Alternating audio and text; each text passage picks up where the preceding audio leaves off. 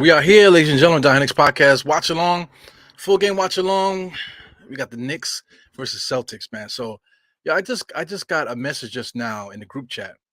Well, I'm trying to get the pod together, trying to get my kids together. So I got to pull this up here. Trying to get it ready for the pod, but kids are trying to hurt themselves in the other room. You know what I'm saying? So let's get this on the screen real quick, if I can. This is big right here. Get rid of this. What's up, guys? Big Ebru up in the place. Let's show this right here before the game gets started. Before we really can get started with this game here. Let's take a look at what's going on here. Can you guys see that? Can you guys see that? We got Brunson and Reddish starting in the backcourt today, with RJ Barrett and Randall. That's big. I know a lot of people been begging for this, but this is big right here. So I mean, this is a reward for Reddish because I've been calling for it too. I didn't get a chance to do my little breakdowns and give my little evil rants about stuff, after the game to really express my concerns here. But I wanted to see Randall with Obi and Mitchell Robinson with Brunson and Barrett in the backcourt. I kind of like Cam Reddish coming off the bench, as that person is a Swiss Army knife kind of guy. But he's been playing really good defense coming off the bench, locking guys up. So in the starting lineup, Fournier he doesn't cut it. He just doesn't cut it. I like him setting the tone, with the starters. With Brunson being able to get the ball out of Julius's hands. That's been my biggest gripe with this whole thing. That's the reason why I didn't want to bench Fournier because I really want to get the ball out of Julius's hands. So I mean, with Cam Reddish, is Cam Reddish a creator? Is Barrett a creator? Are these guys good enough creators to help out Brunson to get the ball out of Julius's hands? So anyway, we got to figure this out. Last year, Barrett was able to do that. He was able to be the number one option, getting the ball out of Julius's hands a lot, even though Julius still was doing his thing. But giving Barrett the ball handling duties was a good idea last year. It was a good idea for us last year. He played well. So hopefully, adding Barrett into this position, I would likely to put Barrett more in the shooting guard spot. But I guess him rebounding, he rebounds well. He's a big body. So we need him down low, I guess. Cam Reddish, like I said, he defends the perimeter very well. So him next to Brunson is fantastic. So we'll see, man. I believe in Cam Reddish's ability to shoot the 3-point shot. He does a good job shooting straight away. He does a good job of shooting in space. You know what I'm saying? Barrett, not so much. Barrett is better shooting off the dribble, better playing fast break basketball, that type of thing. He's not really spot up shooter. He's not good enough to be a spot up shooter at this point in his career. But this is important, man. This is really big. This is really big. So, like I said, the next, step in this thing. Yeah. Also, too, everybody knows I don't like Mitchell Robinson, but not to the degree that everyone makes me out to believe. Of course, I get so upset with Mitchell Robinson about his game and stuff. But and I also wanted Hartenstein from the get go. I wanted Hartenstein to be the starting center for the Knicks. I didn't think he was going to get here, but he's here. I kind of wanted him to be the starting center this whole time. But we need Mitchell Robinson. I understand that. I don't know if Sims is ready. Sims he's gonna have to be ready now because he's definitely gonna be the first center off the bench now. But I believe in Hartenstein. I believe in what he does. He's been doing real well for us this year. Between him and Randall, I like the toughness that both guys bring. Mitch Robinson, through his defense and whatever you want to say about his offensive rebounding, he basically is not tough at all. He doesn't improve the toughness of the team at all. Hartenstein, he pushes guys around. He gets up in the mix or whatever, so he's not afraid to mix it up in that way. So I think Hartenstein improves the toughness. And if you want to talk about offensive rebounds, if you take a look at the stats, guys, Hartenstein and Mitchell Robinson average the same amount of offensive rebounds. So, that whole thing about Mitchell Robinson being a great offensive rebounder is kind of stupid because Hartenstein averages the same amount. At least the last time I checked. Last time I checked, when I was talking with Ralph Diaz, they both were averaging 4 offensive rebounds together. So the fact that Mitchell Robinson is so good on the offensive rebounds and you can disregard the fact that Hartenstein averages the same amount is ridiculous. You know what I'm saying? So anyway, after I said all this, man, this is so big here. Quentin Grimes is not ready. His ankle, I don't know what's going on with his ankle. He'll get it together, I guess. But at this moment right now in time, Jalen Brunson with Cam Reddish is fantastic in the backcourt. Defensively, right away, it gives Cam Reddish the opportunity. Hopefully, he doesn't sit in the back seat because the potential for assuming Cam Reddish to be the number one guy in this group is so high, man. Cam Reddish be the number one guy, Brunson be the guy that calls his own number. Randall, not Randall, RJ being that pseudo second option, really third option, which behind Cam Reddish and Brunson. And then Randall being that fourth option with Hartenstein helping him out on the inside. Fantastic. The potential is impeccable, man. If I could say that. So I mean, this is great. Shooting off the bench. Put Fournier coming off the bench at whatever spot you want to put him in. Put him at the small forward spot at this point. Fournier's our backup small forward right now. Quickly and Rose off the bench. Jericho Sims backup center. Who else? It depends on who else we might see. We'll see, man. I'm very excited about this. I'm very excited about this. What I'm not excited about is the fact that it's literally, what time is it now? It's literally 7:41 and we haven't started this game yet. It's ridiculous. I'm over here playing Marvel Snap on my phone here, waiting for the damn game to start. In between yelling at my kids, in between doing all this other stuff. But anyway, we're about to get started. According to my clock here, which is annoying too, MSG did not start the game on time. So here we go again. I'm gonna be behind 45 to 30 damn seconds in this game. So right now I'm still looking at they still haven't started yet on my clock. So we're on a delay, ladies and gentlemen. So I apologize for it, man. But hey, streaming service is streaming service, man. So if you want to sync up with me, I just tipped it off. Right now, the time is literally just started. You got number 36 posting up. Wow, 3-point shot there by Jaylen Brown. So that's weird. You got the point guard in the post, kicking it out to basically the small forward for three. But that's today's NBA. RJ guarded by White. You got Julius Randle on the right hand side, guarded by Tatum. Looking around, no dribbling. Very good. One dribble, kicks it out to RJ, fakes it. RJ to nowhere. Nice spin move into the paint. Running shot with the left hand. That was a good shot, but that motherfucker can't score for nothing. He's looking for the referee to give him the foul. You see that? I'm looking for the referee to give him the foul. Yeah, so once again, I apologize, everyone. I'm behind. Right now, I'm at the 117, 114 mark as Tatum is at the top of the key like he's the point guard. Going around a pick from set by Jaylen Brown that he just pulls up. So two 3-pointers back to back with the power forward and the center on the Celtics, dictating offense here. It's just weird, this NBA, man. I just don't like that. Let me get the score up here. Julius Randle's getting pushed out by Jaylen Brown. He's being guarded by Jaylen Brown. So nice switch there. Brunson on the inside kicks it back out to Julius. Julius pulls up three, nice in rhythm. He misses it. It's like the ball died coming down. Is that Blake Griffin starting for the Celtics? I believe so. We got White with a crazy spin reverse layup. He goes Brunson looking around, being guarded by defensive player of the year there, number 36. Hartenstein coming with the pick, comes around the pick, stops to look. RJ pulls up. No good. Hartenstein fight for the rebound, no good. Here goes Tatum again, the power forward running the offense. Such a freaking weird thing, man. I hate it. Wow. And then Jaylen Brown just pulls up for three. So while the power forward and the small forward are doing their thing offensively, all the other guards are going for the rebound. It's weird. Such a weird thing. Jaylen Brown's braids look crazy, man. The guy's he's obviously going bald, but he's trying to get the last little pieces out of his head. Shout out to the chat. We got quite a few comments here. I'll get into that in a second, man. But I'm looking at the Knicks action.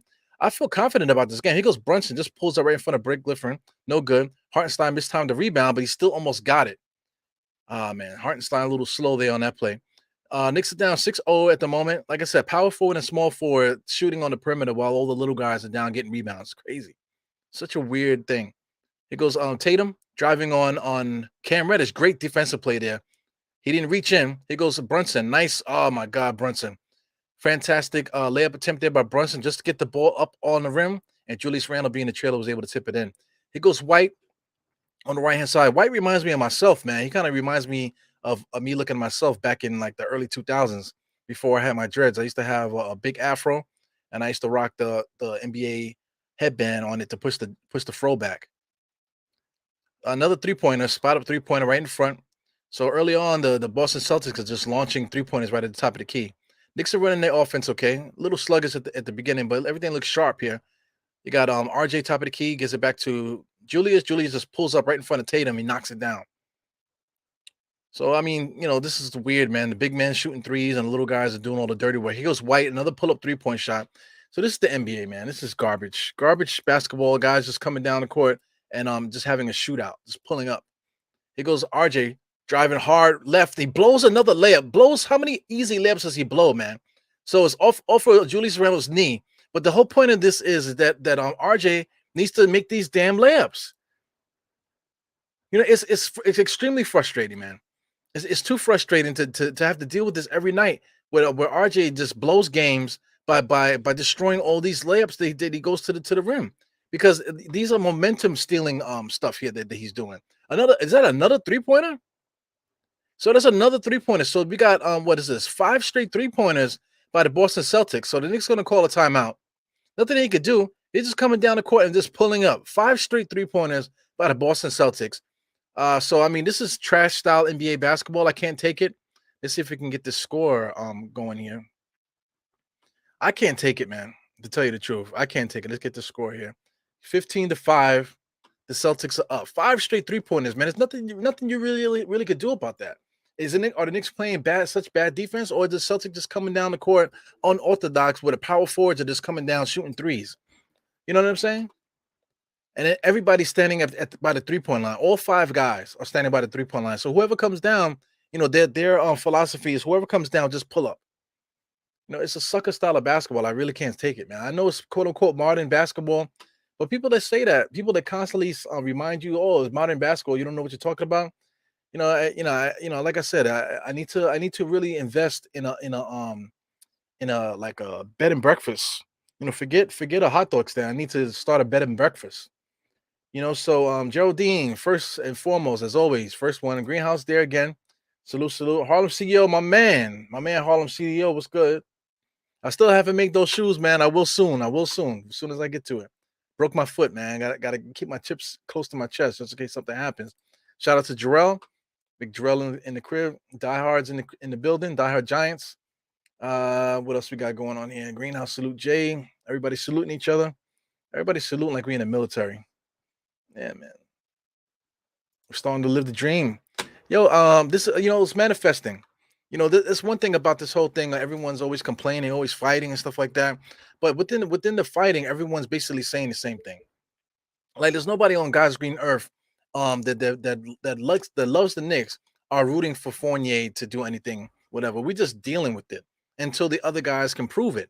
So I mean, Cam Reddish, even though his stats are not jumping out the screen and stuff, but he's been playing fantastic defense coming off the bench. His ability to finish has been helping us as well.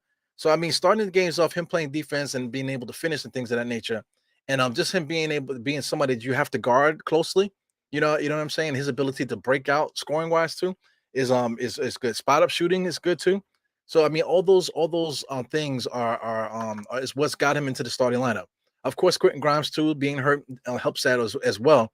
So there's an opportunity. It's opportunity for Cam Reddish. Like I'm not asking for him to get 30 points a night, but this is just an opportunity for him to prove that through bigger minutes that he's able to really contribute to this team here. So hopefully Tom Thibodeau keeps his minutes up, and hopefully the Cam Reddish does a great job taking care of these minutes. RJ, I am so down on RJ, man. I am so down on RJ. I don't know if I ever come up off it, man. I just it just like really things that drives me crazy. Shout out to whoever that was last night that says, "Oh man, you wish that you can do it." He set me off a little bit. Oh, you wish you could do what these guys can do. Listen, man, I could blow layups all day long. You know what I'm saying? Put me in an NBA game and I'll blow up a layup every single time down. You know what I'm saying? It's a whole different thing when somebody when it counts and you miss shots, and then when it doesn't count when your team is down. You know what I'm saying? And you start making buckets. This is a whole different thing. That's like shout out to Aaron Judge, whatever his name is, Judge, from the Yankees, 62 home runs, but when it came down to the winning time, he can't do anything. You know what I'm saying? So this is the same boat as RJ. RJ's a good player, but when we need him to score at times where to keep us in leads, keep us in games, and put just put the offense on your back at times, he never does that. RJ seems to score whenever we're down, and that's like stat padding. The stuff that they can accuse RJ of doing, Julius Randle of doing. Here goes Julius RJ again, can't score, pass the ball hot potato. Now it's a dead possession. RJ made it all the way to the baseline, had Jalen Brunson on his back, and still looked to pass it on the inside to Hartenstein. You know what I'm saying? So I mean that was a shot that RJ put on, had and passed up. That drives me crazy.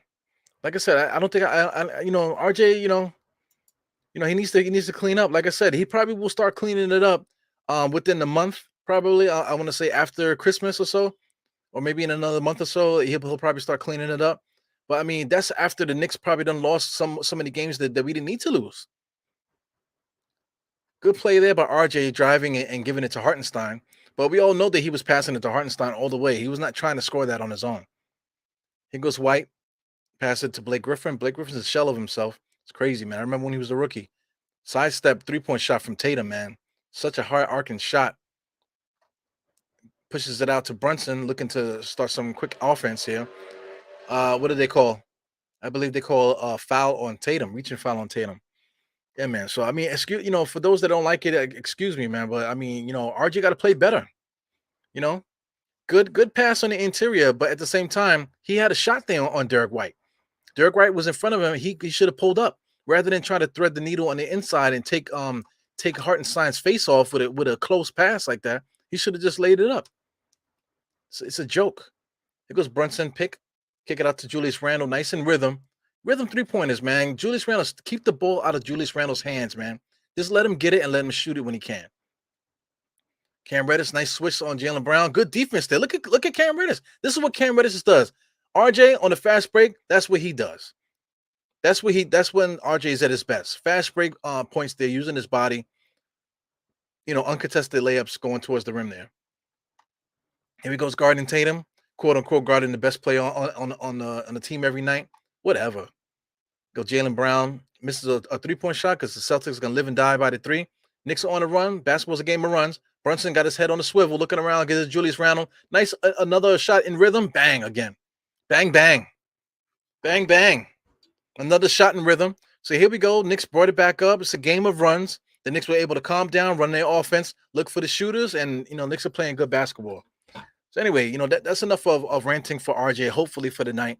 RJ, even though he's not playing particularly well or the way that I would like him to play, he's playing good team basketball.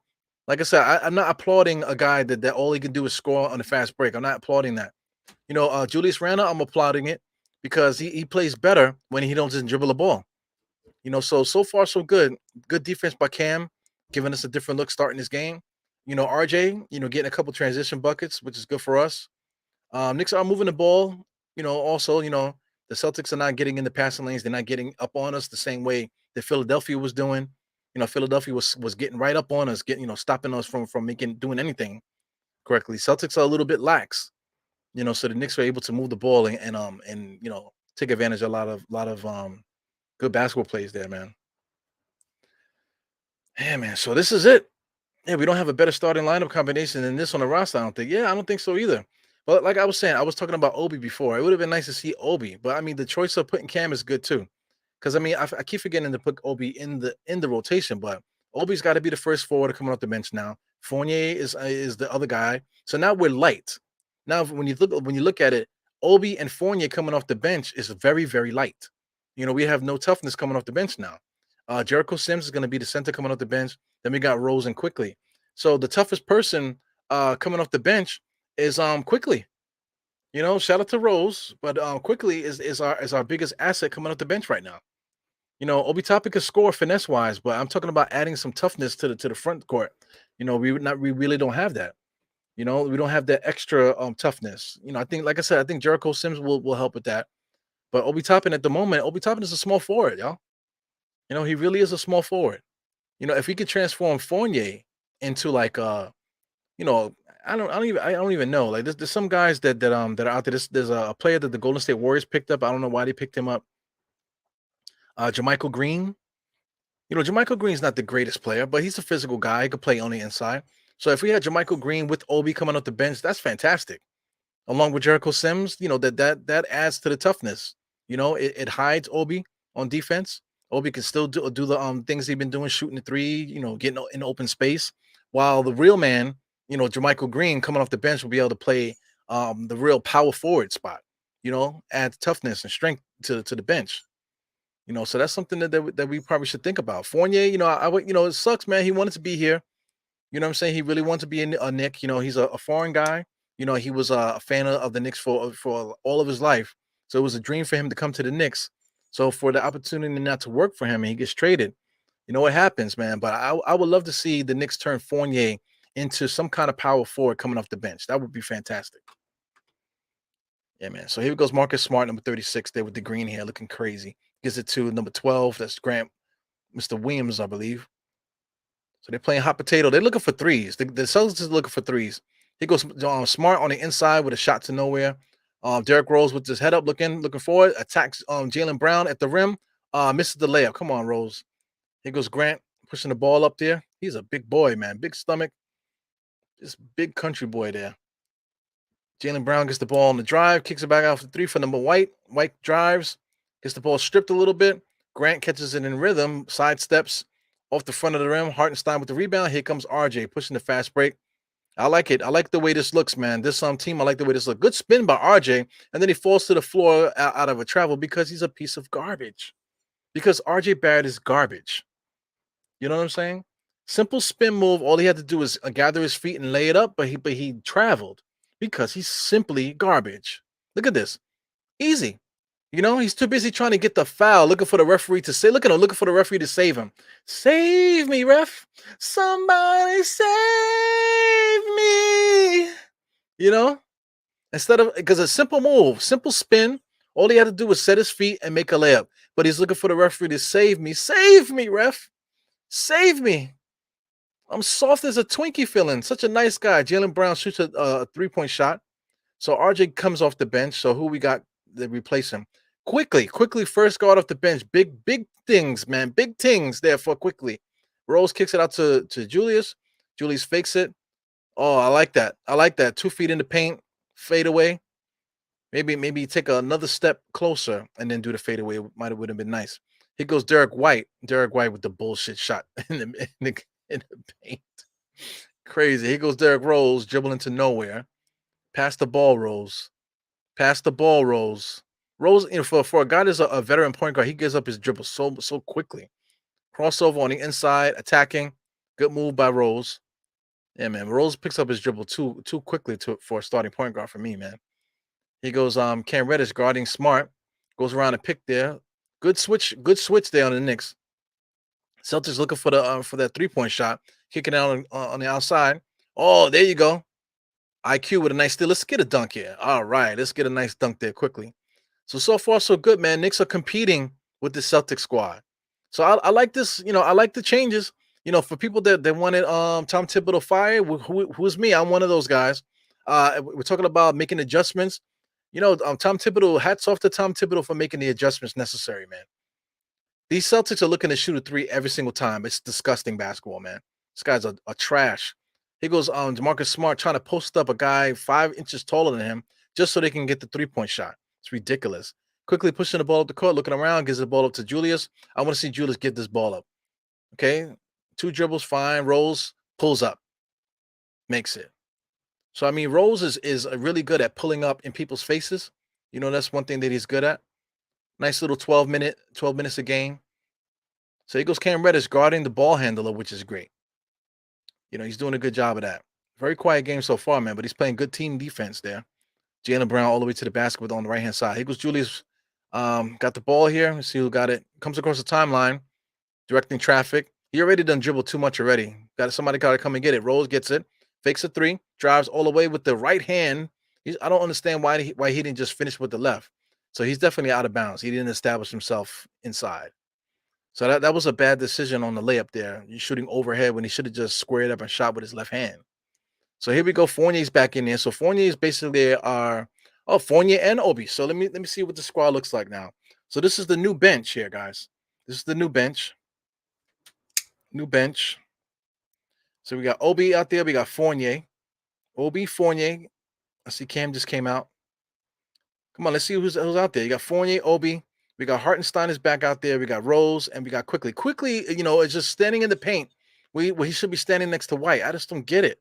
What is the purpose of guys standing in the paint? Here goes Rose on the left side. Gives it to quickly at top of the key, dancing and prancing. Gives it back to Rose on the left. Stutter step crossover. Same old school crossover you've been doing for the last 15 years or so. Right on the front of the rim. So Rose got the action going today. Knicks are up 24-22 on my clock. 2:08 on the clock. Here goes Tatum driving left, kicks it out to Grant. I believe his name is Grant Williams, right? And out of bounds, tipped by Hartenstein. Hartenstein. That same silly ass crossover, man. Everybody knows it's coming, but still can't guard it. Wow, Grant on the inside. Nice block by Obi, man. Grant pushed Obi way underneath the basket. I don't know if you guys peeped that. Good defensive play by Obi, but just peep how far Grant pushed Obi underneath the basket. You know what I'm saying? So I mean, good play by Obi to recover, but he goes quickly, being guarded by Grant. Caught in the switch. Number 30 is guarding quickly. Quickly is to nowhere with a floating right hand shot to nowhere. And what happened here? So what happened here? I guess I don't know what they called there. Maybe 3 seconds or something like that. Look at it inside. You see how Grant just pushed him all the way in there, but he didn't push him enough. Obi was still able to get in there. He might have pushed him too far underneath the basket. That's why he didn't have the angle to make the layup. But I mean, I'm just trying to tell you that anybody could push Obi off his square. He is not a power forward. All right, here goes Curly Q, man. Mr. Jericho Sims with the freaking Annie curls on his head here, looking crazy. I'm not feeling the sneakers. Sneakers look like blue sherbet. Shout out to Noah Vonleh with his bum ass off the bench. Interesting bench here we got here, man. So we got good shooting, supreme shooting right now on the court. Obi, Fournier, IQ, Rose with Hartenstein. A lot of shooting on the court right now.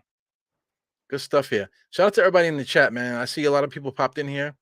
Shout out to everybody. I see guys laughing and stuff. Who's Cam guarding? I don't know, man.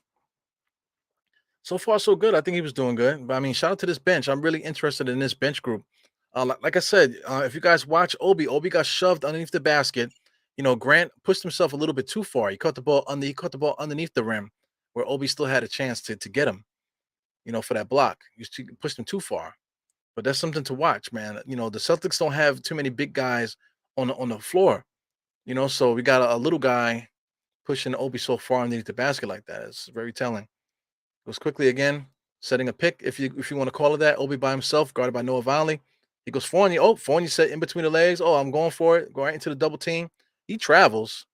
Jesus Christ.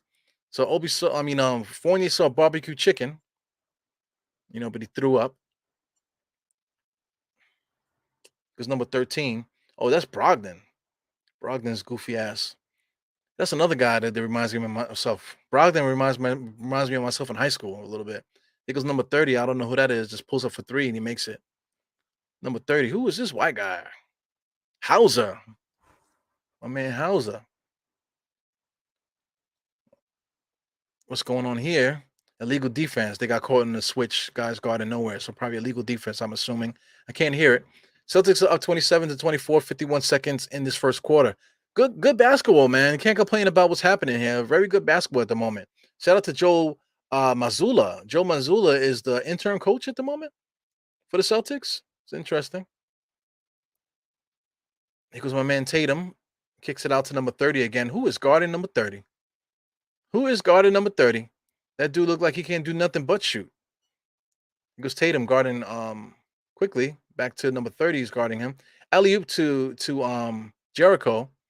It looked like a play that was no good, but thank God Jericho was able to get there. Or the pass, I should say, was able to get there. Let me check out the score here. 32-26 on my clock. So the Celtics are about to score here. I'm at 17 seconds in this first quarter. Brogdon all the way to the basket. Blocked by Jericho. They got the rebound. Here goes Grant on the drive. Pull up jump shot at the dotted line. He makes it. And so Grant is good. He's a good player. He's kind of like an overachiever, man. Definitely way too big. His stomach's too big. There goes Fournier just pushing guys, and he makes it. So we're gonna review that. Oh, I mean that's a make though. So that's 29. That gives the Knicks 29. If I'm not correct. So the Knicks got 29. So it's 32 to 29 ending the first quarter. So this is a good game of basketball. I can't complain about anything that's happening right now. The Knicks are leaving shooters open. Like we're always guilty of that. For all the good things that quickly does, he always is standing in the paint while the shooters are catching the ball in rhythm and just shooting. You know what I'm saying? Running to get a hand in the face, man. Come on, let's get off of that. We're not playing in the park. Shout out to Chris Shea. What's good? I appreciate you doing this and able to watch and couldn't find a radio stream. Hey, man, I appreciate you guys for listening, man. I know a lot of people. Some people have hit me up and said the same exact thing on Chris Shea with the radio broadcast. They like to listen to the game. So sometimes if they can't see the game, which that happens to me a lot too, especially when I'm at work, I might listen to the broadcast. I would like to get somebody in here to allow me to do the play by play. While the other person does color. But it never works out that way, man. Shout out to Jarrell. Jarrell might pop in at halftime. Shout out to Evergreen. He might pop in as well. Shout out to Evergreen. Evergreen knows how to love his wife, man. He has date nights and stuff like that devoted to his wife, take his wife out and stuff, which is good. I haven't been on a date with my wife in a long time, man, because we just stuck with these kids and don't nobody gonna want to help us for nothing. So it's crazy, man. But you got to do what you got to do, man. I love the Knicks, so my wife allows me to sit here and do my Knicks stuff.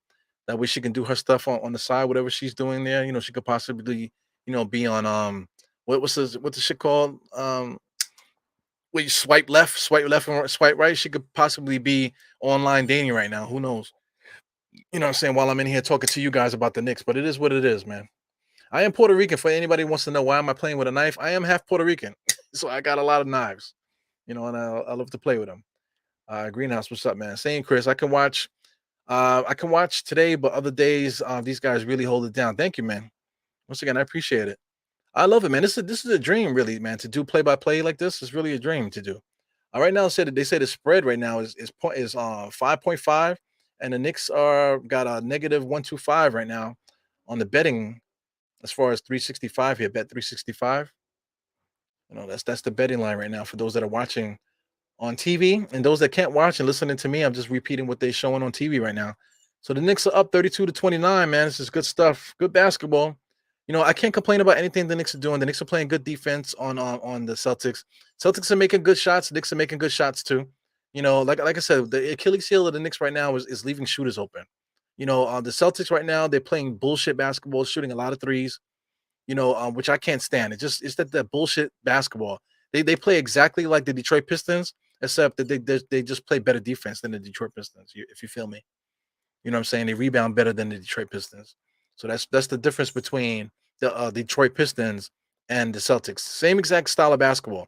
He goes quickly being guarded by Tatum out of all people. Fournier. So I mean, like nobody gets the mismatch. He goes RJ looking to drive there on two.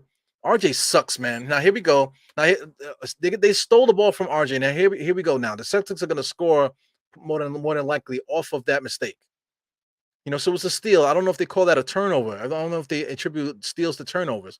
So here we go, a Celtic bucket by Noah Vonleh on the inside, on like basically a broken play there. So I mean, simple play. RJ just driving, simple, and then he drives right into the guy and just it's like almost as if he just handed off to him. Obi with a 3-point shot. Here goes Jericho Sims fighting on the inside, not boxing out, so he wasn't able to get that rebound there. He should have got that rebound. Here go Tatum playing point guard, driving here, doing all this dribbling, and then drives with a hook shot to the lane, no good. So what are they calling? They're calling a foul. They're calling a foul somewhere. So somebody got fouled there. It looks like Noah Vonleh fouled Tatum. So it's a shot on the floor. I don't think anybody's shooting any free throws here. But listen, I cannot stand the way the Celtics play, man. They got the power forwards doing all this dribbling and stuff. He's really not a power forward. But he's just tall, 6'9", doing all the ball handling while all the little guys are on the side waiting to get rebounds. It's garbage. It's just really garbage. Celtics have no center. They really have no shot blocker out there. So we got an inbounds pass here. Tatum's getting the ball being guarded by RJ. Looking, gives it to number 13. That's Brogdon. I swear to God, Brogdon looked like me in high school. So Brogdon dancing and prancing to nowhere, being guarded by quickly. Good defense there. Kicks it back out to Grant. Grant in front of Obi. Grant don't give a fuck about Obi. He just pushed right through him with a nice little floater. Grant does not respect Obi Toppin at all, man. Obi Toppin is a little girl to him. Little schoolgirl. Skinny little schoolgirl. Here he goes quickly, top of the key. Gives it to Fournier. Fournier looking to pull up. Fournier lose it. So, I mean, Fournier and RJ, between Fournier and RJ, I don't know who's worse ball handling right now. Brogdon makes a nice little layup there to mess up the Knicks' mistakes. So 2 mistakes there added to 4 points. Now, if you want to add the mistake here from quickly, just pulling up for 3 for no reason. Obi Toppin can't clear the rebound. He did get the rebound. He tried to dunk it back in rather than secure it. Got the ball back and put it back up and missed a point back layup. So we got 3 straight poor possessions by the Knicks. That's adding up to 7 points. So a 7-0 run right now because the Knicks make stupid ass mistakes. RJ Barrett drove right and just handed it off to the Celtic player where they actually scored there on a broken play. And then basically another layup by Brogdon off of a bullshit drive attempt by Fournier. He just loses the ball. And then right now they finish it off with a 3-point shot. So here we go. 7-0 run in a matter of seconds based off the stupidity of certain players on our roster. So the only thing that people are going to see, they're going to see Fournier. Get Fournier off my team. But what about RJ? You know what I'm saying? What about RJ? RJ started that 7-0 run for the Celtics. You know, he just simply drived and handed it right to the Celtic player. You know, it was no reason for it. There was no reason for it because he drove and dribbled instead of looking to do his thing. He's automatically looking to kick it to the right. You know, so I mean, the Celtic player played it because he knows that RJ's afraid to score. It's garbage, man. So I don't care what nobody says, man. RJ is just as bad as Fournier, just as bad as Julius. You know, I feel like RJ needs to get this heat. You know, it's not fair that we keep talking about the same guys all the time, man. The same guys all the time only get the heat. RJ needs to get the heat. Listen to me. He started that 7-0 run by the Celtics, man. Just giving the ball away that start to end up with the Celtics scoring. Fournier continues that by leading to a fast break layup there after he just dribbles off his foot or whatever he dribbled off of. And then they finish it off with a 3-point play there just now. Off of another Knicks mistake. But Obi Toppin on the inside trying to slam it in for the ESPN play rather than trying to make the good basketball play. You know what I'm trying to say? And then he gets the rebound uncontested. Nobody there is going to block his shot, and he blows the layup. Blows an easy layup right at the rim, which causes that 3-point shot. So listen, man, I'm pissed. Everybody wants to see Obi start. Get Julius off my team, but look what fucking Obi Toppin does, man.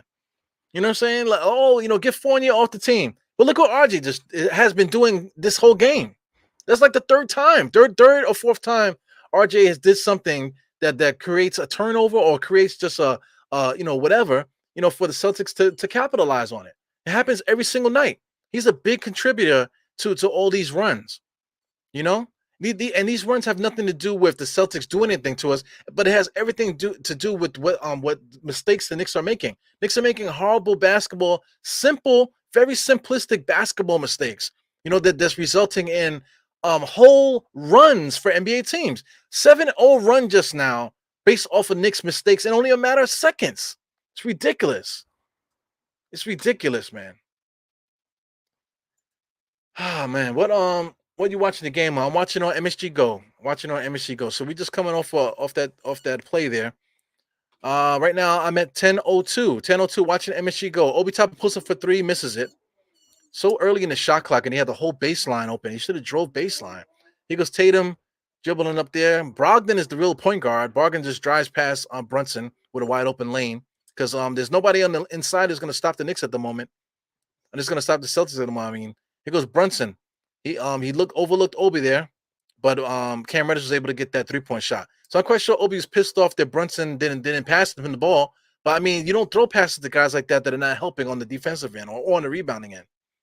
Here goes Brogdon being guarded by Brunson. Top of the key, they just dribbling. They're looking for a 3-point shot. Here goes Brogdon. He just pulls up.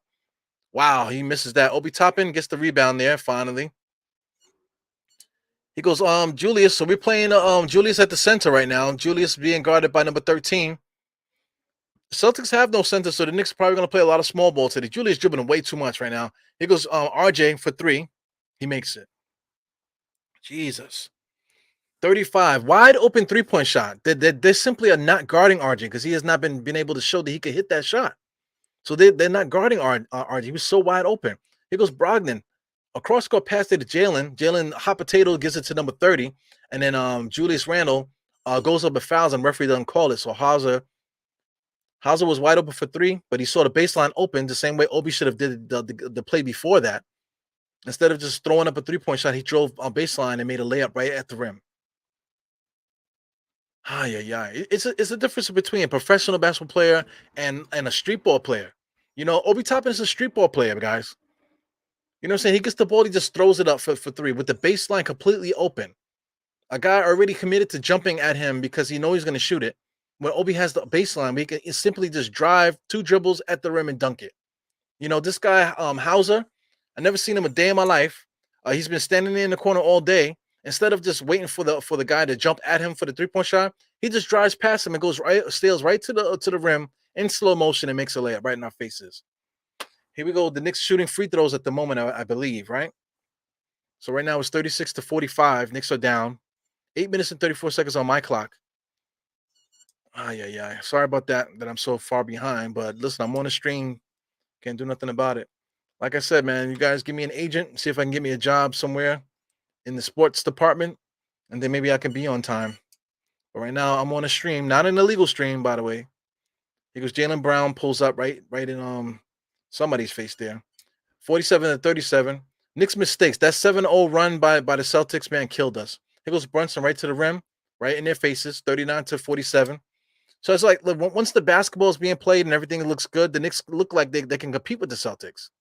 Here goes Brogdon, just drives on Brunson, kicks it out to Smart. Smart throws it right to Jalen Brown, as he should. Nice 3-point shot in rhythm. So Celtics got that 3-point shot going, man. This is disgusting basketball. I hate watching that type of basketball. Here goes Julius, a little bit too much dribbling, being guarded by Hauser.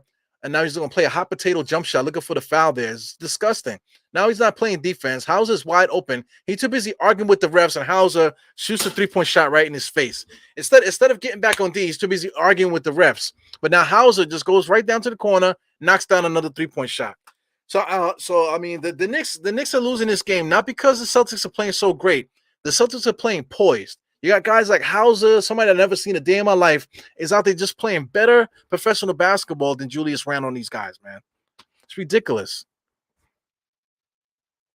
It's ridiculous. That 3-point shot, the reason why he was open because Hauser was guarding on Randall. Randall saw barbecue chicken trying to drive on him. Instead of putting up a shot, he gets a little touch and then he does a double pump and throws it at the rim. The referee don't call a foul, and then he runs down, and the same guy that was guarding him, he leaves wide open because he's too busy arguing with the refs, and he hits a 3-point shot. So this is what it is, man. The Knicks are now down 53 to 39. And like I said, you could just add that 3-pointer to it. So we're talking about 10 points, 10 unanswered points off of Knicks stupidity, right? So add 10 points, and excuse me, subtract 10 points off the Celtics score, and maybe matter of fact, just do that. Take 10 points off the Celtics score. Now you're talking about 43 to 39. The game is much closer. Maybe add 5 points to the Knicks side, to make up for the points that we would have scored, and the Knicks would be winning. It's ridiculous, man. I see you guys, man. Shout out to Myth. Shout out to Luis Rosario. What's good, my brother? Luis Denny. Yeah, I stay on Obi's case, man. I can't give him a break. I can't give none of these guys a break. Because listen, for how many years now we've been hearing people talk about Julius all the time and talking about Fournier all the time. Obi needs to get it too. Obi needs to get it, and RJ needs to get it too. Okay, because RJ is guilty of that 7-0 run. You know what I'm saying? Obi Toppin was a part of that run too.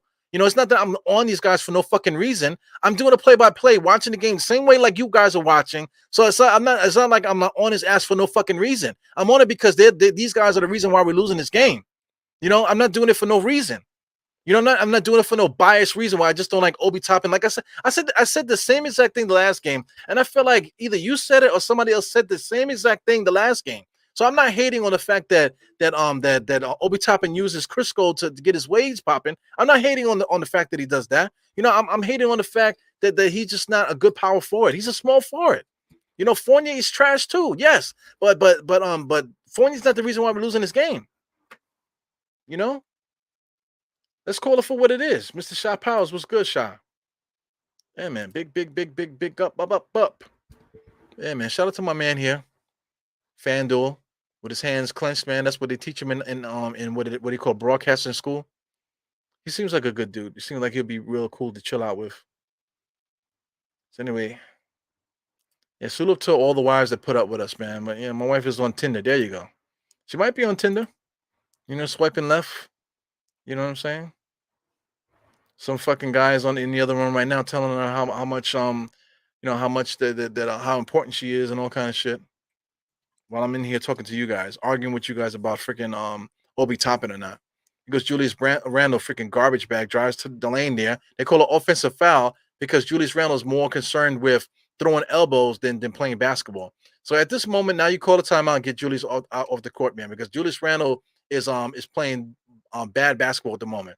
He's looking to throw elbows rather than play basketball. They look at him, kick him out the game. So Julius Randle should be taken out right now. Next time out, Julius should be gone. But we'll see what happens. Brogdon pass over to number 91, Blake Griffin, shell of himself. Marcus Smart gives it back to Jalen Brown. Good defense by Rose. Kicks it out to Hauser right in Julius's face. Oh man, that would have been nice if he whapped that in his face. He goes Brunson pushing the ball up, looking around, kicks it back out to Julius. Julius gets the ball again. Spin move, right-handed layup is good. Unbelievable. So I mean, add another point to that. It should be 43 right now. But Julius Randle is too busy throwing elbows there. So Blake Griffin, who's a trash bag, he needs to retire. Stop messing up your career stats by fooling around still playing. Guys don't know when to retire. It's almost like boxing. A lot of boxers they get knocked out. And they got to get knocked out and get brain damage and before they figure out they need to stop boxing. Same thing with basketball players, man. They still hooked on the life and hooked on the lifestyle. They don't know when to give up. So Blake Griffin just drive for no reason. Was able to get Rose off his square though. Julius Randle got the ball, bullet pass back to Rose. Rose floater and he misses it. Damn it! All these damn easy shots we missed, man. He goes on the Celtics, found Brogdon wide open. Oh, that's offensive interference there. So Derek White, offensive interference. That ball was over the cylinder. Are they gonna call goaltending? That's goaltending. That's the layup. See, look, the ball's still over the cylinder. Oh, okay. That might be legal. That might be legal. I don't know. Okay, they call offensive interference, but that was legal. That looked like it came off the rim just at the last second. He goes Brunson, picked up his dribble too soon. Cam Reddish, man, what took him so long to come back in the game? Cam Reddish gets the wide open shot there, fakes it, dribbles, pulls up. Beautiful shot there. I like it. Beautiful shot. Instead of going all the way for no reason, comes in there, pulls up on the dime, and gets the foul because Brogdon was stuck in no man's land when he stopped and pulled up there. So we're gonna get two good jump shots. So I see Cam Reddish trying to get some muffin chops there. He's trying to get the old Spreewell hook shape up there going towards the cheekbone, which I always liked. That's real nice. Shout out to Golden State. That was Golden State Spreewell. The last year Spreewell was in Golden State. He had those muffin chops coming across the cheekbone. That's an ill hairstyle right there. I wish I can grow facial hair, man. Yeah, shout out to Chris Shea. What you talking about? Wasn't RJ who created that initial 4-point play for the Cavs? I don't know, but I know we're playing the Celtics right now. But I'm with you. I'm with you, Chris. So they call a blocking foul there on the Knicks there. So I'm looking at Jalen Brown. Jalen Brown's driving, looking up. I feel like Hartenstein was there. But the thing about it is Hartenstein is not straight up. He's still moving. So that's the problem. He wasn't there enough. He still was moving. If he would have solidified himself, he was leaning forward, knees bent. So the referee's gonna call that every single time, man. You know what I'm saying? So you really, when you do those moves like that, you really gotta let your body become like almost like a dead body, you know, with no emotion. That's the only time that the referees are gonna give you those calls. Brunson just put up another shot. I feel like that was like a lane violation by the Knicks. I feel like the Knicks were already around them before the ball even came off before it hit the rim. Top of the key, Brunson now. Brunson on the right hand side from a pick from Julius. Back to RJ on the corner there. Post up from Randall. 2 dribbles, 3 dribbles, 4 dribbles. Pump, foul there. So that really was a turnover. If I was a referee, I wouldn't have called a foul. I would have just called a turnover by Julius. Julius is completely out of control right now. Well, what I'm trying to say, if we take Julius out, who we're putting in? We're going to put Obi in there. Obi's not going to be able to give us that post presence on the inside, you know? So, I mean, like, I wish Cam Reddish could really establish himself as a scorer. And I wish that RJ wouldn't blow such simple offensive opportunities, because if those guys were scoring, then we wouldn't need Julius Randle to feel like he needs to put the ball in his hands, to score, because we can't score. RJ's supposed to be the guy that's going to be the scorer for us. Cam Reddish right now, he's in the game. He should be the one to help us score also. But there's nobody else helping us to score. So aside from Jalen Brunson, who else is going to be the other guy? It's got to be Julius. So the reason why that we're in trouble with Julius doing all this offensive stuff is because RJ's not doing what he's supposed to, and Cam is not doing what he's supposed to. So Cam Reddish is guarding Marcus Smart there. Got the small forward basically guarding the point guard. Interior pass there to 91. That's Blake from Hartenstein falling asleep there a little bit. Here goes Brunson. Right hand side drives all the way to the basket. There's no center. He stops on the dime and he just pulls it up. Man, I mean his Brunson's leg muscles are impeccably strong, man. That dude could stop on a dime. Here goes Blake Griffin with a pull up 3-point shot, man. He needs to just retire. RJ is pushing the ball up the court with the ugliest sneakers in the NBA. Drives all the way right, and literally they call a blocking foul. They call a blocking foul, but RJ literally punched him in the chest with the basketball. It's ridiculous. It's just crazy basketball, man. Like I'm telling you, man. I wish I could trade RJ for somebody else, man. He literally pushed my man on the floor with the basketball. It's crazy, man. Yeah, I see it, man. Definitely. Shout out to Almighty Finesse. I don't think I said your name tonight. Shout out to you guys. Shout out to JJ too, man. Shout out to you guys. Thanks for popping in. You guys are regulars, man. Got Anthony 212. I see you, man. Yeah, he does bring us down. But you get what I'm saying, Anthony? He brings us down because the other two guys are not helping out. If the other guys are doing their job, then Julius Randle wouldn't have to have the ball in his hands to do anything. You know what I'm trying to say? Sheesh. He goes Blake Griffin. Just got in there with it. God, please, go in, and it went in. Blake Griffin needs to retire, man. He just woken up the court. He looks crazy. He goes Julius. Julius fakes. Look, Julius doing way too much, man. He comes in and knocks Blake Griffin on the floor. It should have been an offensive foul. You know what I'm saying? Julius doing way too much because the other guys are not doing anything. It's crazy. It's a crazy thing. Listen, I'll leave this here too. Play the kids is annoying also, because what kids? What kids? What kids? So Anthony 212, man. I'm gonna leave it here for a little while. Play the kids. Play who? Play what kids? Tell me. Play the kids. Play which one? Which one?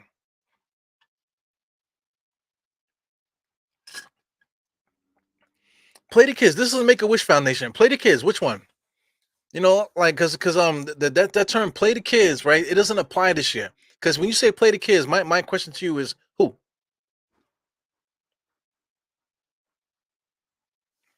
Play the kids. JJ said the kids ain't it, but for real, when you say play the kids, who are the kids? Who are them? Who are them kids? Who are them kids? Farron Hunt? You just said Farron Hunt? Man, Farron Hunt is like freaking 27 years old.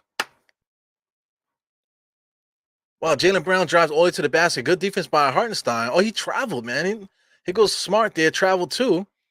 Strong dribble posting up for on RJ there to nowhere. Here goes RJ running up the ball, looking like Bill Cosby running up the floor there. Oh my God. Simple pass to a wide open Brunson and he misses it. Fuck.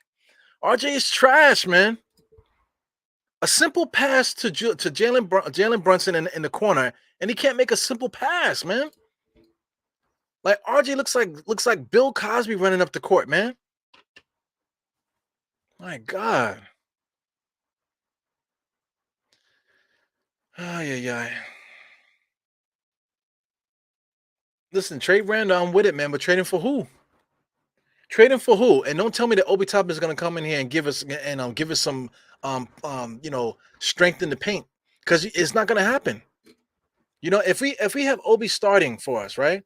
I guarantee that we probably don't win another game this year. This thing here is dusty, man. It gets real dusty in this freaking place. I tell you, man, I got this duster here. I'm always using it, man. It's super dusty. When you got computer equipment, man, it just gets dusty in it for no reason. Shout out to NYC B-Ball 08. What's good, my man? Celtics getting much calls. Yes, I agree with that. Shout out to the hat. I, I know I mentioned it the last game. I still got mine, man. I think it's in one of my Knicks bins. I got a bunch of Knicks gear that I probably can't wear anymore because everything is all messed up. But I can't throw it away. You know, I just can't throw it away. So Anthony on 212 is just kind of just saying random stuff. So I got you. What else we got going here? Let me slam it down. Bill Cosby. It's so true. Isn't he running down the court like he's gonna be like, hey, everybody, let me get some Jello pudding. You know what I'm saying? Like he played for Hillman. He's running down the court like he plays for Hillman. Tatum just pulls up right in his face there. Wow, look at Grant fighting for the rebounds with his fat ass. Sidestep. Hardenstein in the freaking kitchen. Jalen Brown's getting nasty. Pull up jump shot. Misses it. Hartenstein gets the rebound. Gives it to Brunson. Brunson with the push. Nice in and out dribble there. All the way to the basket. Left-handed layup. That guy is really good. Brunson is really, really good, man. Play the kids. Play the kids and get them some Jello pudding. It goes Smart to nowhere. Kick out to Tatum, and Tatum traveled. He did because he should have shot that. But he's not a kid though. This guy, Svi Mikhailuk, whatever his name is, I like him too. I would like to see him play. I think actually, having him play might be a good idea. You know what I'm saying? But what does he do that we don't have though? You know what I'm trying to say? He would be good to take over Fournier, but at the moment, Obi Toppin is a small forward, man. So wow, look at that. The referees didn't call nothing just now. Here goes Julius Randle on the inside, knocks Marcus Smart to the ground, but finish the play. Don't worry about Marcus Smart. Finish the play, and the referees won't call a foul on you. So good, strong play by the Knicks there. So listen, man, the Knicks are playing the real scrappy, tough, physical basketball right now. So my thing is, when the game is getting physical like this, how is Obi Toppin going to help? Look at Julius. Julius is in there, took the bump. Make sure he knocks what's the name down and finishes it. Come on, can Obi Toppin do that? He can't. So I really do like Svi Mikaliko, whatever his name is, man. He's one of my favorite players. I've been wanting him on the roster for the last few years, man. So it's great that he's on the roster. But I know if we ever in trouble, I know we got Deuce McBride. I still believe in Ryan Archinato too. I believe in him too. I think he's a good player. So if he was to scoop some of these bums together here to maybe get another solid starter, I would be so confident to have Svi and McBride and some of these guys to step up because I think those guys can really help out. Wow, the referees ain't calling shit, man. Wow, so the referees swallowed the whistle for the last few seconds of this half here. So that's in favor of the Knicks, man. The Knicks physicality is showing out here. Here goes Brunson driving, kicks it back out to RJ. RJ with the simple dunk there. You know what I'm saying? RJ is a trash bag. He is a trash bag. Yeah, I mean, a mighty finesse. Since Anthony on 212, he says that Svi is a young guy. Who else is a young guy? Who else is the kids? Who else classifies as the kids? Because it's not Deuce McBride. I think Deuce McBride is like 23. Wow. Jalen Brown, another wide open 3-point shot. Jalen Brown is fantastic. He loves playing against the Knicks. Super focused, hitting shots in rhythm every single time. I feel like he's made every single shot in rhythm. I got to check out his stats at halftime. Brunson on the left-hand side, coming around the pick there, going one-on-one against Marcus Smart, dancing and prancing, spinning and winning. Oh, spinning and winning. Left-handed fadeaway jump shot there from Brunson. He's a beast, bro. Damn, man. If the Knicks had another scorer, man, somebody else that can contribute scoring to this game, man.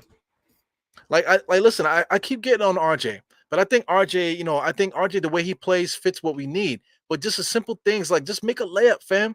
You know what I'm saying? Stop dribbling off your foot. Look at Jalen Brown. Man, Jalen Brown is kicking our ass right now. What does he have right now? I'm gonna have to check these stats at halftime. That's gonna be fun, man. So I'm at the 1 minute mark, man. So I'm behind. I know that. I know we're almost at halftime on the regular score clock. He goes Cam Reddish passed up the three. Gives it the bum ass RJ, and he makes it. RJ makes a 3-point shot and right on time there. So 63-65. RJ is complete trash, but he made a nice little 3-point shot right when we needed it. Here goes Marcus Smart being guarded by Cam Reddish.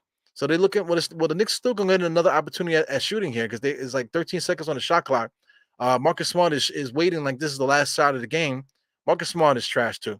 He's getting older. Little scoop shot to Jalen Brown. Does he make that again? Wow, man. He misses that.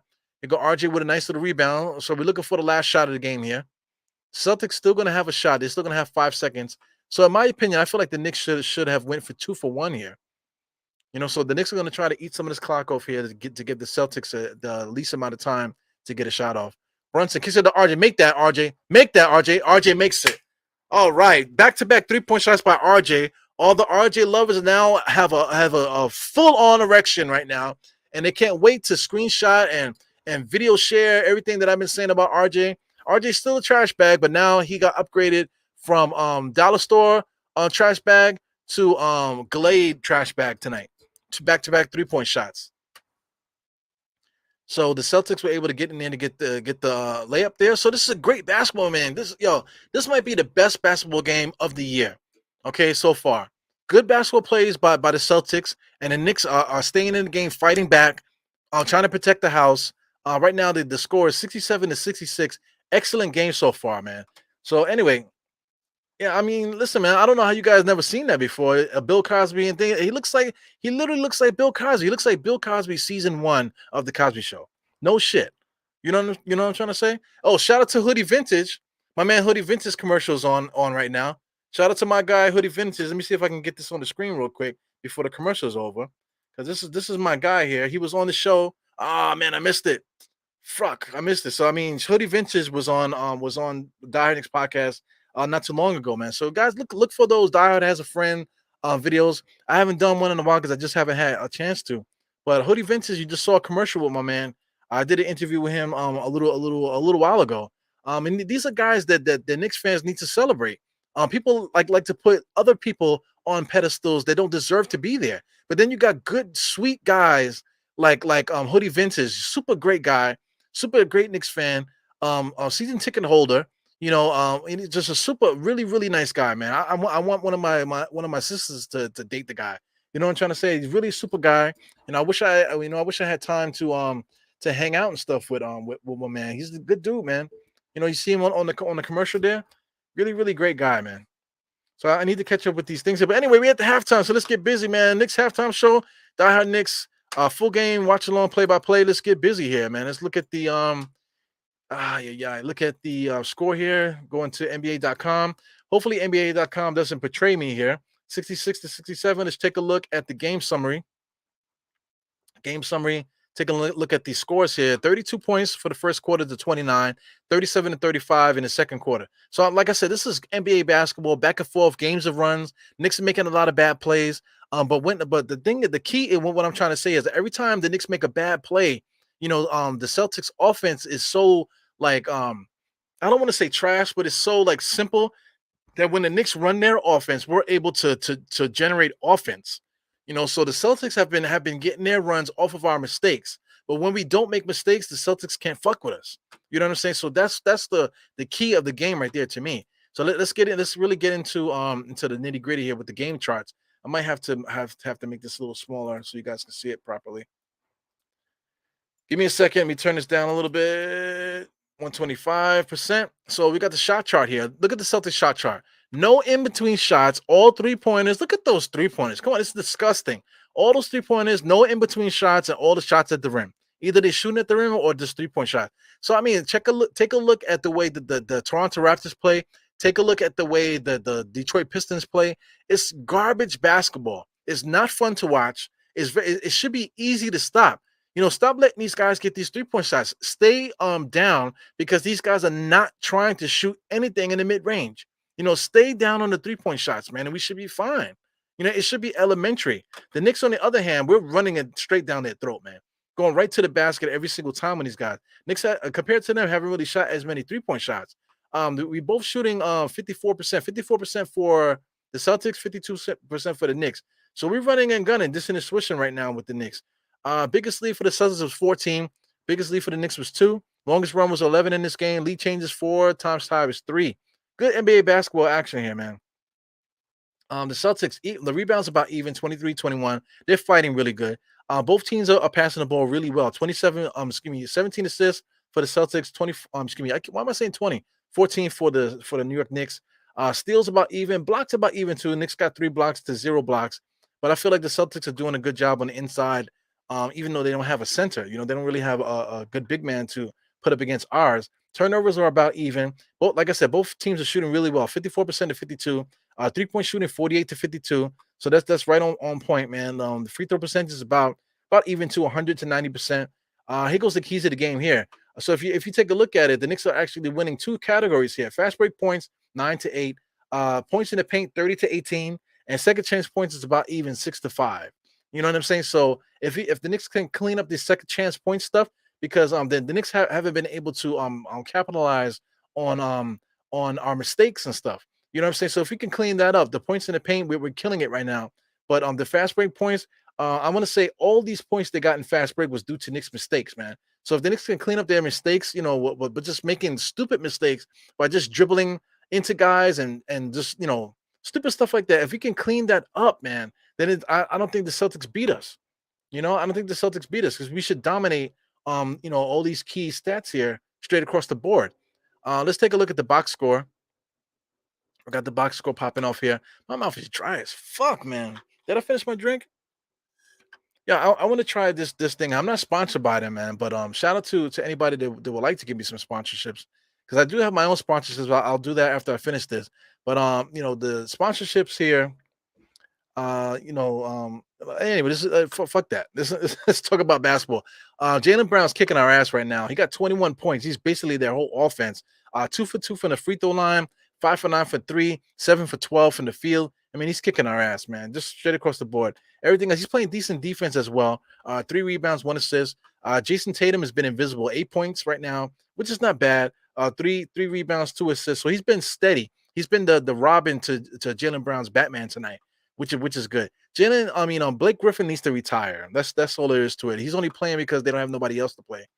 Marcus Smart, he got 8 assists. Did a great job running the offense. A lot of people talk about that the Celtics don't have a point guard. They actually got 3 because Derek White is a point guard, and so is Brogdon. Brogdon comes off the bench for Christ's sake.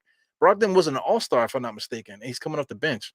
Grant Williams, is playing decent too, right? Being a bully down there, on the inside, helping out with the physicality. But I think the Knicks have been unmatched physically tonight. That's why the Knicks have been in this game. Shout out to Hauser. Hauser, they put Hauser on Julius Randle because Julius Randle is trying to do the perimeter game. So Hauser has been guarding Julius for most of the game. And look, the 3-point shots, 4 for 6. All those, I feel like all those 3-pointers right on Julius's mouth, man. You know what I'm saying? So it is what it is. Brogdon, has been playing pretty decent too, been able to dictate pace a little bit when he was out there. Not really shooting the ball well from the field then, but he's very dangerous. I feel like Brunson can't guard him. He's very elusive, man. He's interesting because he should be starting, but they got him coming off the bench. That's very interesting. Noah Vonleh is a garbage bag. Here goes the Knicks here. Shout out to RJ Barrett. I'm riding RJ Barrett heavy, man. But 6 for 9. Those 3 misses that he had were well, those 3 misses that he had caused the Celtics to go on a couple runs. So even though he has 18 points, which is great, 6 for 9 from the field, 3 for 4 from the free throw line. Some turnovers. He had 4 turnovers. All of those turnovers went on to the Celtics going on the other side and scoring on us, man. Julius Randle, same thing. His stupidity too, man. Just being angry, knocking guys to the ground for no reason, looking for the refs to bail him out, and whatever. But at the same time, he got 18 points too. So I could trash Julius Randle all night about how he's been playing. I could trash RJ all night about how he's been playing. But both guys got 18 points. So I look like an asshole. I look like an asshole saying that both of these guys are trash bags, but they're leading us right now, 18 and 18 right now. They're kicking ass. So it's like a gift and a curse. They're gonna give you one way, and they're gonna mess up another way. So it is what it is. Hartenstein is doing his job. 9 rebounds on the defensive end. What else we got here? 1 block, 2 points. Being very physical. His physicality is the key to this game here. Causing disruptions on the inside for the Celtics. If they didn't have Jalen Brown scoring the way that he is right now, then the Celtics would be in trouble. Because Hartenstein is really doing a good job pushing his weight around. Jalen Brunson, as always, I can't say nothing bad about him. Impeccable game, no turnovers, 10 points, 7 assists. 2 rebounds. I didn't know he was this good of a passer, man. He is really good at facilitating, leading offense, man. So Jalen Brunson right now, he's my early knock to be a 3 point to be an all-star this year. If the Knicks can continue to win and stay within the winning column this year, Jalen Brunson could be a starting not starting, but he could be an all-star this year, all-star point guard. Cam Reddish in his first start of the year, I believe, right? 4 points, 2 assists, 1 rebound. Was that a steal? He got a steal. So he played solid minutes in 20 minutes. I would love to see him score more, but he just is not putting up any shots. I don't want to see him being greedy. He's doing a really good job playing team basketball, playing great defense too, if I might add. Even though Jaylen Brown is kicking ass, but Jaylen Brown, he just sees red when he sees us. But anyway, Cam Reddish is playing really good team basketball, so his stats are not really telling the whole game. Derrick Rose had his moments in this game here, but he's really not the way that he used to be. But he did dictate one run where he was like very strong for like a couple minutes. That compelled us when Brunson came out the first time. Quickly, he's playing good ball too, man. Overall, not really doing anything dominant wise, but him being physical too, man, being a part of the game, contributing, whatever, moving the ball and being solid, not really making no mistakes out there. That's very important for us. Obi Toppin, 0 for 4 from the field, 0 for 4 from three. Excuse me, 0 for 2 from three. He got 3 rebounds. Some of those rebounds were those Patrick Ewing rebounds where he's just standing by himself, getting those rebounds. And then other than that, Obi Toppin is a complete waste out there right now. Right now, in a game like this, when it's physical, this is when I wish we had a more physical guy to come in there at the power forward spot. Fournier's another trash bag. Not even worth talking about. He is where he is, where he deserves, coming off the bench. It is what it is. I try to stick up for him a little bit as a veteran, but right now I think that he might be a little bit over his head. And whenever this guy, Jericho Sims gets healthy, man, Fournier's out of here. There's no way. There's no way that Evan will ever play again. Derrick Rose might be the next man out too. I don't know. The Knicks have a move coming that I don't know where it's coming from. Jericho Sims is just lost. So anyway, we got a couple guys that are just completely lost, especially in games like this. Jericho Sims, Fournier, Obi Toppin, completely lost. Derrick Rose and quickly are good for us. If we can get a better power forward, it would be great coming off the bench. Quentin Grimes could take over Fournier easy. And Jericho Sims is a backup, so it is what is with that. But the answers to our problems are probably right in there with these guys here. Obi Toppin, Evan, right around there. We need help there. Definitely. And these guys need to clean it up. RJ and Julius, man. That's really it, to tell you the truth. We definitely need that one more player, man, to help us out in the starters. And I'll definitely need to get that one extra player off the bench. So that's basically it there with the halftime report. A lot of talking. So let me get this up out of here. Get the score back on top. Below it back up to 250 where it was. Get up to 250. Let's get up here so you guys can see it good. A couple scores here on the top here. Brooklyn and Charlotte having a good game right now. We got New Orleans and Atlanta. Atlanta's beating New Orleans right now, which is interesting. Let's see what else is going on here. Shout out to everybody here. That was my halftime report. 7 up room temperature pudding there, man. Listen, I don't know how people didn't make that distinction, going forward with that. Yeah, man. You would join, but I'm not watching basketball. I'm very confident. Okay, I got you. Gotta support my guys. Though. I'm with you. The link is in that thing, man. If you want to pop in anytime you want to. So 8 seconds, 8 on the shot. Crowd once more. RJ 3-pointer. Bang! It is what it is, man. So anyway, this is here. I'm not sponsored by this company, but this is Liquid Death. I don't know if anybody ever heard of that. I don't know about drinking something called Liquid Death, where their whole gimmick is a whole death stuff, and they want you to drink it.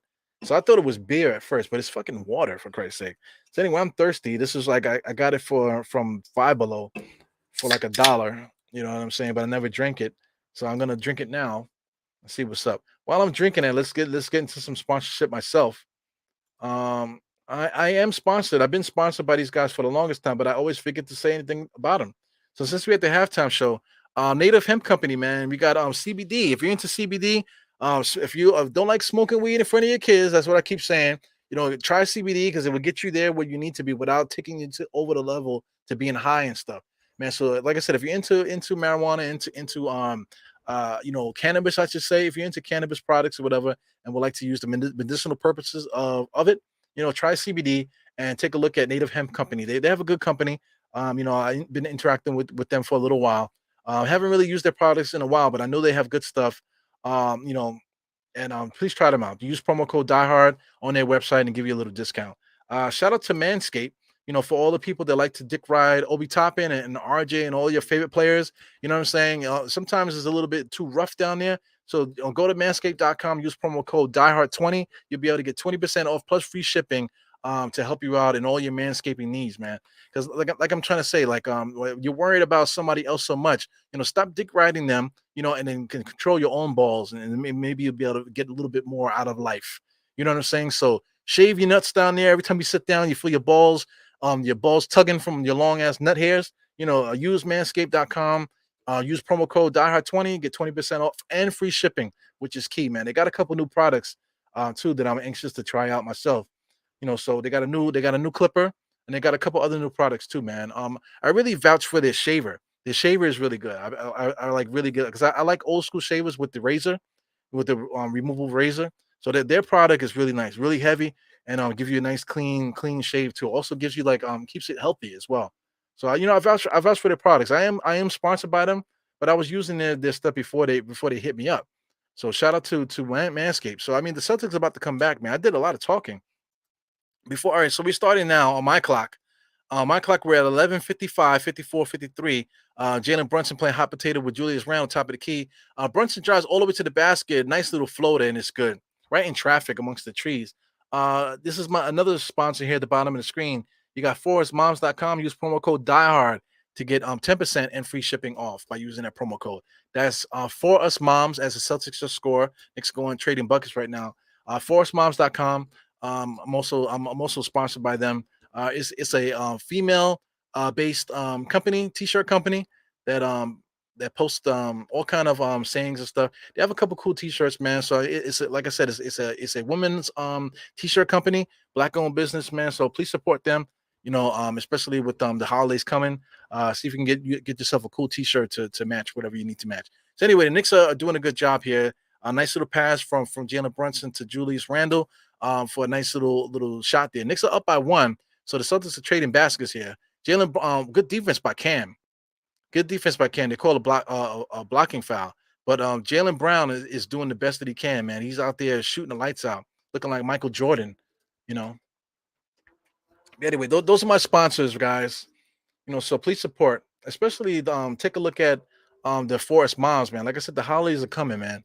They have a lot of cool t-shirts there. We also have a collaboration t-shirt coming too, man, that I gotta get a promotion thing done for that. Anyway, that's the end of that. Let's get this back on the screen for the regular people, man, that tune in. I see a couple extra people popped in just now. Don't forget to hit the subscribe button and thumbs up for people that are already in the chat. That's already contributing. Get those likes up for the kid, man. Jalen Brunson's going one-on-one and feeling it. He just hit a shot just now. Knicks look good, man. When Jalen Brunson got it going, man, the Knicks look good. So anyway, let's do this. Brooklyn Butch, what's up, man? 9.99. I appreciate you, my brother. Appreciate the super chat. I appreciate the energy you bring to the podcast in the world. Keep what you're doing. Hey, man. Yo, man. Listen, I've been getting a lot of love lately. Hey, wow, the Celtics are trading buckets with the Knicks. So this is great basketball, man. This is exciting stuff. So I mean, the Knicks can bang with certain guys. Let the Celtics do what they do. 72-72. But look at Jalen Brunson doing this thing with Brown there. Nice no look pass to Hartenstein. Kicks it back up to RJ. Bill Cosby to Julius Randle. Wide open. No good. You know who Julius Randle looks like? There's somebody, Flip Wilson. He looks like fucking Flip Wilson with an afro. If anybody knows who the hell Flip Wilson is. If you don't know who Flip Wilson is, Google it and then come back to the chat. He goes, Bill Cosby dribbling up the court there to nowhere, bumps, and just easily blocks because he's completely trash. RJ is trash. He cannot create offense.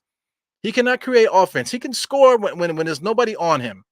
On a B line, he could score, but ask him to create offense, he can't. He goes Blake Griffin with his old cripple ass shooting the corner 3-point shot.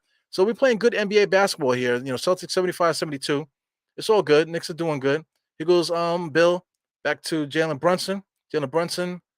And then now, crossover on Tatum, pull up right in his face. So Jalen Brunson is on fire right now. He is a freaking a treat to watch every night, man. Cam Reddish is guarding Marcus Smart, doing a good job, but Marcus Smart is doing his point guard job today. Blake Griffin gets to Tatum, dribbles all the way out to the 3 point shot. He just pulls up. It's just corny basketball.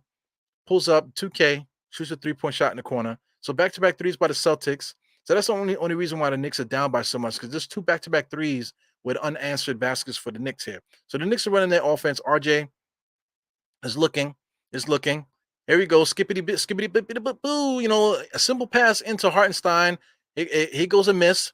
So anyway, let's talk about this now. We're gonna talk about RJ. The reason why I keep saying RJ is a trash bag, because a simple layup that he could have made just now, he gets thrown or gets pinned so easily because he can't create his own shot, right? And that leads to a Celtics 3 point shot, which is Blake Griffin in the corner. And then just now, a simple pass into Hartenstein. That Hartenstein was wide open, but he decides to like jam it, on the bottom instead of throwing it over the top. You know what I'm trying to say? So another play there adds to another fast break layup there. And then there was another 3 point shot on top of that. So now we're talking about 6, 7, 8, right? With a 6, 7, 8. That's an 8-0 run right now by the Celtics. They got the Knicks down by 6 right now. And a quick 8-0 run based off of stupid, simple basketball plays, man. So stupid. Simple, stupid basketball plays. Now there's an 8-0 run like it's nothing. After Jalen Brunson was playing so well, a couple stupid plays ended up in an 8-0 run, man. Unbelievable. But the only thing that people are gonna look at the end of the game is look at what RJ had, 18 points in the half, and this, that, and the other. But they're not seeing the whole game, you know. And people cannot accuse me of being a certain way. If you're sitting here watching me do a watch along, I'm doing a watch along. We're watching it along together. You can go to, like, for those that go off and whatever, you want to know what's going on with me. If you want to know my points or whether I'm watching the game, go back to the specific points of the game and watch my comments. Watch my comments about what's happening. It's ridiculous, man. Yo, so 19 con man. My bad. Yeah, definitely. Brooklyn Butch, man. I've been getting a lot of love, like I've been saying. I really appreciate you with the super chat. I appreciate all the comments that people have been hitting me up in DMs and stuff like that. The encouragement, I really appreciate it. It's a small podcast. We're not making a lot of money here, but so nobody else is. Spoiler alert: nobody else is. The only people that are making money, surprisingly, is NBA TV. Excuse me, Knicks fan TV. Shout out to Sim. Sim is making a little bit of bread too. I think Raw Hebrew might be the third one. Outside of that, maybe Knicks of Time podcast a little bit. Macri and those guys, they're making a little bit of money. So there's like a handful of guys that are making money where it's like, okay, but for the simple fact that these guys have teams behind them, it doesn't really add up the work that these guys do. So I mean, the support is impeccable, man. Like I said, Brooklyn Butch, for you to drop a $10 super chat. I'm not really asking for people to do that, man, but the thumbs up is just enough. Or just being in here interacting with me is just enough. And the feedback is the best thing. The feedback for me is what feels the best for me, because that's what keeps me going, because at least I know the people are paying attention. What I'm saying, the feedback. So I really that's what really makes me feel good, man, about this whole thing. What I'm saying? But nobody's doing this for to be a millionaire. We're doing this all out of love on every level. Every level, as far as whatever people are getting, or however you look at it. What I'm saying? Most people are doing this thing out of love. So it is what it is. So anyway, yes, I am in a commercial. I was in this commercial, I want to say around 2018. I think it might have been 2018 or maybe 2019, maybe, when I was in that commercial. I think it was after RJ, probably was after RJ was drafted. We did that commercial. So there's that footage on there. It was good footage. So they keep using it, man. So I definitely appreciate it, man. It's been a gift that keeps on giving. Shout out to Knicks OmniFan. They're the ones that set that up. It was their event, but I'm blessed that the MSG is using that little portion from that commercial in their ads, man. I'm getting a lot of screenshots all the time. People are hitting me up about it. So it is dope, man. Like I said, it wasn't under my thing. That was under, excuse me, Knicks OmniFan, but I'm so happy the MSG is using it again, man. So they're using it a lot, actually, man. So I really appreciate it. So I know I do a lot of cursing and stuff here, so I'm quite not quite on brand for those guys, man. But it is what it is, man. Like I said, I'm doing it for the love, not trying to not trying to sell my soul. I'm trying to keep it as real and as authentic to myself as possible. You know what I'm saying? I could play it any way you want. I could do it this way. Everybody knows that I can talk this way. I can speak in such a way that everyone would be so pleased in my dictation and my pronunciation and my vocabulary, especially my vernacular, everything. I could speak any way that you guys would like me to play. But I just need to keep it be as authentic to myself as possible on this here, man. Because if I can't do that, then I don't want to do nothing, you know. And so I definitely appreciate it, man. So I'm talking here. There's no action happening right now. That's why I'm talking. Right now, there's 4.6 seconds on the shot clock here. We got Tatum here shooting free throws. It's like such a lull in the action. It's still 80 to 40 to 76. Nothing has happened since I started talking there. It's like ridiculous. You know, I was talking a lot too. 81 to 76. Tatum's at the line. Tatum got another free throw coming. You know, so he got the nice little comb down with the gel. You know, looking like SWV. You know, looking like freaking JJ Fast Supersonic with the hair all pressed down there, whatever. Shout out to everybody that knows who the hell I'm talking about. Let me refresh these comments. Get these comments up here. Once again, appreciate the super chat. Knicks are like I said, when the Knicks are wheeling and dealing, they're able to get buckets. You know what I'm saying? It just we need to cut down on these mistakes, man. Here goes Jalen Brown looking to go 1-on-1. He's gonna pull up whenever he can. Switch on defense there. You know, give and go. Got Brogdon. Wow. Jalen Brunson got stuck on the pick there. He nothing he really do. Like I said, I got liquid death here. I still haven't tried it. I'm freaking thirsty.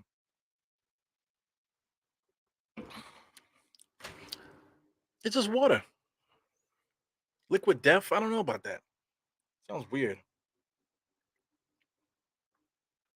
So I mean, the Celtics are being very physical. They're not calling anything. So RJ dribbles right into a double team. Gets it back out to Brunson with a nice pull up. That is patented. That is very hard to do. He stops on a dime and spins, and it just pulls up and it goes in almost every single time, especially when he's hot. Wow, man. Tatum just pulls up right in front of Cam. Hartenstein gets the rebound, gives it back to Brunson. Brunson is pushing it up the court. Brunson is so effortless, man. Hartenstein almost got an offensive foul just pushing Blake Griffin for no reason. Here goes Julius there. 1, 2 dribbles, 3 dribbles, 4 dribbles, 5 dribbles, 6 dribbles, 7 dribbles. Passed it finally. Here goes Jalen. Jalen bounce. A nice spin move right to the basket. Over the head shot there. Hartenstein was able to get the loose ball. Another block by the Celtics. No calls by the ref. Wow, no calls. When they ain't gonna call nothing, ain't they? So Blake Griffin's out of bounds. So the freaking referees tonight are not calling shit. So that's what's up. You know, let these guys play. You know, don't let the referees dictate the game. I appreciate that, man. Good stuff. So they call out of bounds for Cam Reddish there.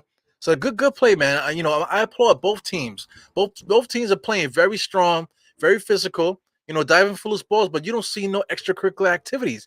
These guys have a lot of respect for each other. So that's all you ask for. Guys, play hard basketball. Don't take it so serious. No fighting each other. Let's just play ball, hard basketball. You know, and then at the end of the game, you can really like say, okay, we did our thing out there. There go Brogdon. Brogdon is 6'5", so him going at Brunson is so easy, man. You know, so here goes Brunson. Brunson looked like he might be out of steam a little bit. He's doing a lot of work here right now, but you know, point guards are always in shape. Brunson gives it over to Julius, gives it to RJ. He goes Bill. Bill calls a fake 3-point shot, drive, spin move, fake, shot to nowhere. Had no chance of going in the bucket, man. He is trash. RJ is so trash, man. He cannot create his own shot to save his life, man. Man, such good plays there. They're showing the play by Tatum. So it's out of bounds. Well, I don't know about that. They call out of bounds on the Knicks. I don't know about that. I guess they're talking about the tippy toe with the fingertips. I get it. You know, whatever the refs want to call it, but I was very close. Very close. I'm not going to complain about that. But the referees are definitely swallowing that whistle, letting these guys play, man. Shout out to these refs. The refs have been calling a good game, I got to say. There's not a lot of complaining, not too much complaining. Mostly by the Knicks, though, with Julius Randle. He's always known for that. You know, but there's not a lot of complaining, a lot of great basketball being had at the moment. So quickly, it's going to come in for somebody. These kicks that these guys have on there, I don't know if they're generic NBA kicks. They're ugly, man. You know, but not as ugly as RJ Barrett sneakers. RJ Barrett sneakers is completely doo-doo. Here goes Brunson going at Rose. Brogdon going at Rose. He goes Smart in the post there, being guarded by Cam. Pull up jump shot, and he makes it, man. Woo. That's just a tough shot there. Cam Reddish playing good defense there. Rose back to Hartenstein over to Bill. Bill in and out layup. Drives to nowhere. Goes right at the rim there, and they're gonna call a foul. So no creativity, just drive right through the guy and just lay it up. I wish he would do that every single time. Watch this play by RJ. Stupid moves. They don't work. Just go right over the guy. Go right through them. Stop trying to be cute. Go right at the rim. Stop trying to be cute, man. Stop trying to bump guys and do all the stuff that handling taught him in the summertime and taught him over the last 4 years. Stop doing that garbage, man. Just go straight at the guy. You have no move. Stop trying to be cute. Jalen Brunson back to Brogdon. So Brogdon is going in and out here. Dribble, dribble. Being guarded by RJ on the switch. Knicks are caught in no man's land. Brogdon mixes the shot on the inside. Here goes Bill pushing the ball up the court to Rose. Rose dribble, dribble, pulls up 3-point shot. That should be good. Yeah, Rose is really good at pulling up for threes in transition. So I mean, he wasn't like that when the first time he was in the Knicks. 89 to 88. So good basketball. Whenever the Knicks are playing their game, and not making no mistakes, we're very good. But the Celtics keep getting back into this game when the Knicks start doing stupid stuff. Good play by Jaylen Brown, man, but way too much dribbling. He's playing hero ball. Here goes Rose there. Gave up his dribble way too early. Man, I don't know what's up with Rose, man. And Rose loves giving up his dribble. So anyway, this liquid death. I hate looking at this can. It's like almost like I'm drinking like bodily fluids. You know what I'm saying? So I'm gonna pour it into my cup. And why would they call a water company liquid death? It's weird, man. Because I'm looking at the can. I cannot unsee it. So it's like liquid death. What is it? What is that? Bodily fluids? It's crazy, man. So anyway, it's not that bad. It's actually refreshing. Boy. So anyway, got us some good amount of people in here today. Right now we are 89 to 85, right? Good basketball game, man. I'm really having a good time calling this game. This might be the most fun game to call all year. I think the last game was very stressful. I cursed two guys out in the chat. You know what I'm saying? I was cursing the Knicks out the whole game, all hyped up, and then we ended up winning at the end where we should have lost the last game. We ended up winning at the end, due to a couple mistakes by the opposite team there. You know what I'm saying? So we should have lost the last game. Thank God we won it. So now here we are back again with a nice, great game back and forth. Good NBA basketball. But I mean, I wish the Knicks would get rid of these mistakes. So here's the thing, too.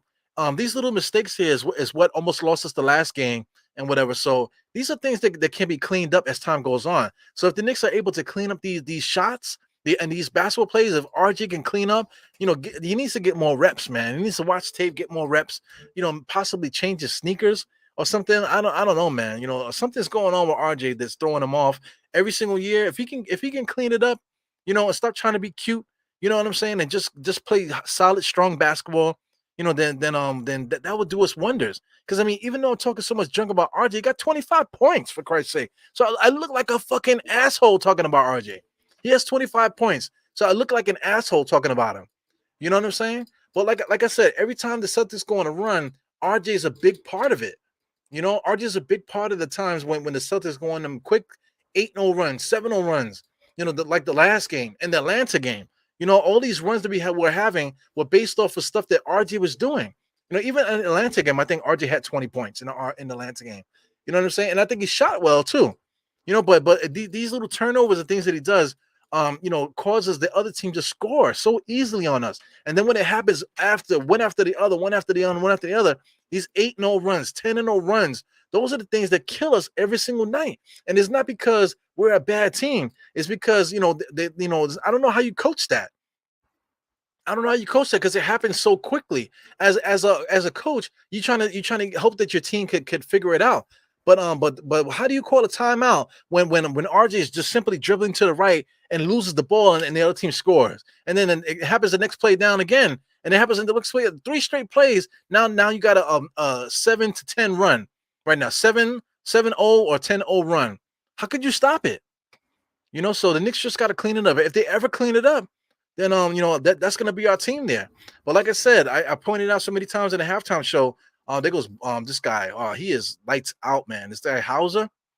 My man Hauser got the feeling, man. I know that feeling. He got that look in his eyes too. He got that savage shooter look in his eyes. He's hot. He go Julius, a little bit too many dribbles, gets it to quickly with a little tickle in his pickle, gives it to Julius, bouncing 3, 4, 5, spin move, not even trying to shoot it. So he does score. That was weird. That was weird. The ball went right out of bounds so quickly.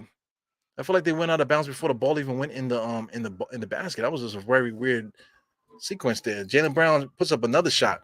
So Jalen Brown is definitely losing his hair, man. His braids. He's really trying to hold on, man. But I can see it. That shit looks crazy on top of his head. He goes. Rose always picks up his dribble way too soon, but able to thread the needle past there to Hartenstein for the nice dunk. 95-92. Good basketball game here. Knicks action. Good basketball action going on here. We got Jalen Brown, the small forward, bringing the ball up the court, telling the point guard to get out the way, and looking for a pick from the other point guard. Here goes the point guard, Marcus Smart, top of the key, gets it back to Brogdon.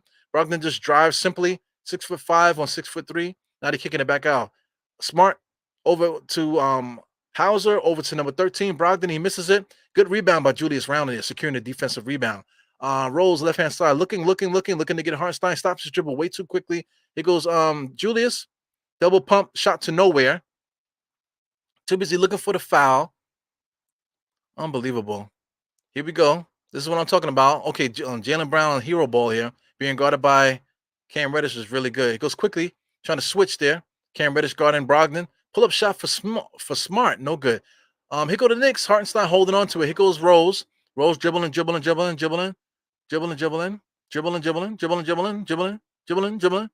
to the left. Kick it back out to Julius. Julius is setting up offense, asking for Rose to come back out. He asked for quickly to come out to give him a pick. What's going on here? Quickly, top of the key, fake. 1 second left on the shot clock. He throws it up, no good. Here goes Hauser. Hauser just got the rebound, going out of bounds. Who we got here? We got Mr. Jarrell. Jarrell just popped in here. You know that StreamYard, boop, man, that shit is like like you just stuck a freaking bully in my ear.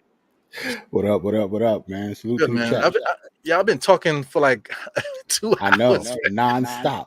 going crazy, I son. told you an animal, man. Like you have a gift of talking to yourself like that. Yeah, man, I could do that shit all day long. So what's good with you, man? You enjoying the game? It's a good game so man. far. I'm chilling. I've been here the whole time with chilling, watching. We shouldn't be losing this game though. Yeah, absolutely. So you talk some, man. Give me some stuff. What you thinking about? I mean, we're doing all right. RJ, like you've been talking a lot of smack about RJ, and he is actually killing though. Yeah. But I guess the way that's just RJ. Like the way that he scores is just always difficult. Like it always seems hard. But everybody else is doing what they usually is doing, whether it is good or bad. Like everybody's just having an average game. Yeah. But the shooting from the floor has been pretty good too, man. I would think it was 54-52 at the half. It hasn't cooled down. Both teams are still very hot. Yeah, but that does mean both of them not playing defense too. Like look at the score. It's not even halftime. I mean, it's not even the fourth quarter yet. Right. They already got 100 points. Almost. Yeah, here goes Cam on the inside. Blows a layup. Julius Randle block gets it. So I mean, it's been good basketball, man, back and forth, man. I appreciate it. You know, like this is what we've been asking for. The last couple of years, we didn't have no offense. We had guys, that you have to scrape off the bottom of the NBA floor, on the roster, so we weren't able to compete offensively. So now we got a little bit of bounce out there, so we can go back and forth with teams now, right? For the most part. Right. I know you was happy that we benched Fournier. Yeah, man. I've been sticking up for him, man, just because he's a veteran guy. Mm-hmm. Me too. Yeah, so I like the simple fact that he can be out there to get the ball out of Julius's hand. That's the only way I'm thinking about it. Get the ball out of Julius's hands. That's the only reason why I want Fournier there. But I mean, Cam Reddish does a great job defensively. Right. Filling the lanes, playing. Cam is playing professional, so I appreciate about him. So it's something that needed to be done, I think. About to say Cam looked tired. I think they just Fournier's in the game now for Cam. Yeah. Cam looked winded, yo. He looked like he beat. Yeah, I mean, what is he averaging? Like 18 minutes a game? Something like less that. than that? If that, right? So I mean, this is like the most minutes he played all season. So he's freaking gassed at the moment. Hey, man, you got to be ready for that though. Yeah, definitely. I'm up Shout out to Horford. You saw Horford's hair just now. We look like me out there. I know he's not playing, man, but he gotta do something. Gotta shave. He gotta be out there looking like that. I'm up here double dipping. I'm up here watching Alabama and LSU too. Like I'm watching both games. Okay, that's basketball too, huh? Football. Football. Okay. Yeah, college football is on right now. When does college basketball start? It doesn't start till November, right? Something like I think some teams, I think depending on the team, has already started like exhibition games. I'm not quite sure when the regular season starts. right, because they have to wait till at least school starts. Really, once the like say like training camp and that type of thing for college starts before the school starts. But then once the Hmm. classes start, that's when the real games start and stuff like Right. that. Yeah. So shout out to everybody here. We got me Geraldine's asking a question. Even if you don't mind, I would like to ask everyone a question. Go ahead, man. Go ahead, Yeah, Geraldine. Geraldine, first lady of the Die Hard brothers, man, Yeah, man. of Die Hard Nation. Yeah. Sure, What you want ask to your ask? question. Ask away. I ain't got no money though, but ask whatever you want to ask. Oh, she said, if you haven't voted, please vote today. Uh-huh. Aha. Was election day is Tuesday, right? Yeah, I plan on voting after work. Yeah. You got to, man. I mean, all the candidates, I feel like all the candidates. I've been looking at adjacent states like Philadelphia and Connecticut and all this other stuff. Hmm. It's ugly out there, man. Atlanta, a lot of different places that are in the media right now. It's very ugly out there in the political landscape. Yep. So I don't know what to do. Or you could just, I pretty much vote all Democrat. I'm not gonna lie. Yeah. But yeah, but sometimes they don't deserve my vote either. But I feel crappy not voting. I gotta vote for somebody. So it's always pretty much voting for the lesser of two evils. Yeah. You know what I did the last big election day? I was in Mm. there like this, like with the Knicks. I'm in there with my phone. I'm looking at stuff, getting brochures, and just started Googling guys as I'm online to vote. You know what I'm saying? Googling them and see what matches up for me or whatever. Because my thing is like you have to like really be in it to know what these guys are doing. You Hmm. know what I'm saying? You really don't know what they're doing. So it's like the gist of it, you just got to make I don't know if you want to say educated the decision or just maybe just make a decision with your heart, I guess. When you make these votes and stuff. 'Cause, Yeah. when it comes down to it, just like these basketball teams and stuff, you have to trust the front office. You know what I'm saying? You got to trust the front office. It's not going to stop you from being a fan of the team. You're still going to be a fan. Just like you're still going to be an American. You know what I'm Yeah, that's saying? true. But you But have to when have. Mhm. I was just about to say, but when it comes to front offices and stuff like that, we don't vote them in though. They actually get hired, and we pretty much stuck with them if we don't like them. Yeah, It's like that with politicians too, because the people that you vote for doesn't always necessarily win. So I guess it just depends on what side of the fence you are. yeah. Sounds like marriage, man. Right? You marry somebody, you think they're one way, and then you marry them, and then you realize that it's not the way that you thought it was going to be. But it is what it is. It is what it No, is. I don't know what you're talking about, Eru. My marriage is perfect. Hey, baby. I'm Sadly, so. Hey, boo. Hey, baby. Just in case you're listening. Yeah, my wife knows the deal already. Yo, they got 101 points. It's not even the fourth quarter. It's the start of the fourth quarter, man. That's nasty. I don't like that. Yeah, but I mean, that's the new NBA now. I think the Knicks might be averaging like 118 per game. So, Mm. that's right on brand. Celtics, man, they do a lot of perimeter stuff. They have all five guys basically on the outside. Look at Obi Toppin, man. This guy Grant has been pushing Obi Toppin around out there. Oh, yeah. Obi Kent is not nearly as strong as he is. Hell no. Not at all. Like, Obi got to beat him down the court. Like, he has to use his, finesse moves. It's not going to be any type of power stuff with Obi. You know Yeah. that. Oh, there he goes. There he just got to steal. Where are you at in the game? I'm at 11:03. Yeah, you ahead of me. Okay, so where are you at right now? What's your score? What's your timestamp? I'm gonna start over. I'm gonna refresh it, but I was at 11:20. God damn, man, you way behind me. It's just a few seconds. What are you talking about? Nah, man, that's an eternity. Because I mean, some of the guys were already complaining in the beginning that I was behind 30 seconds already, and then you behind like 40 seconds behind me. So, Oh, shit. word. Yeah, they can come over here and try to fix it if they want to. Yeah, I'm telling you, right? But Oh yeah, now I'm at 10:40. 10:40. Okay, Yeah, I had to refresh it. all right, but you're still 20 seconds behind me, so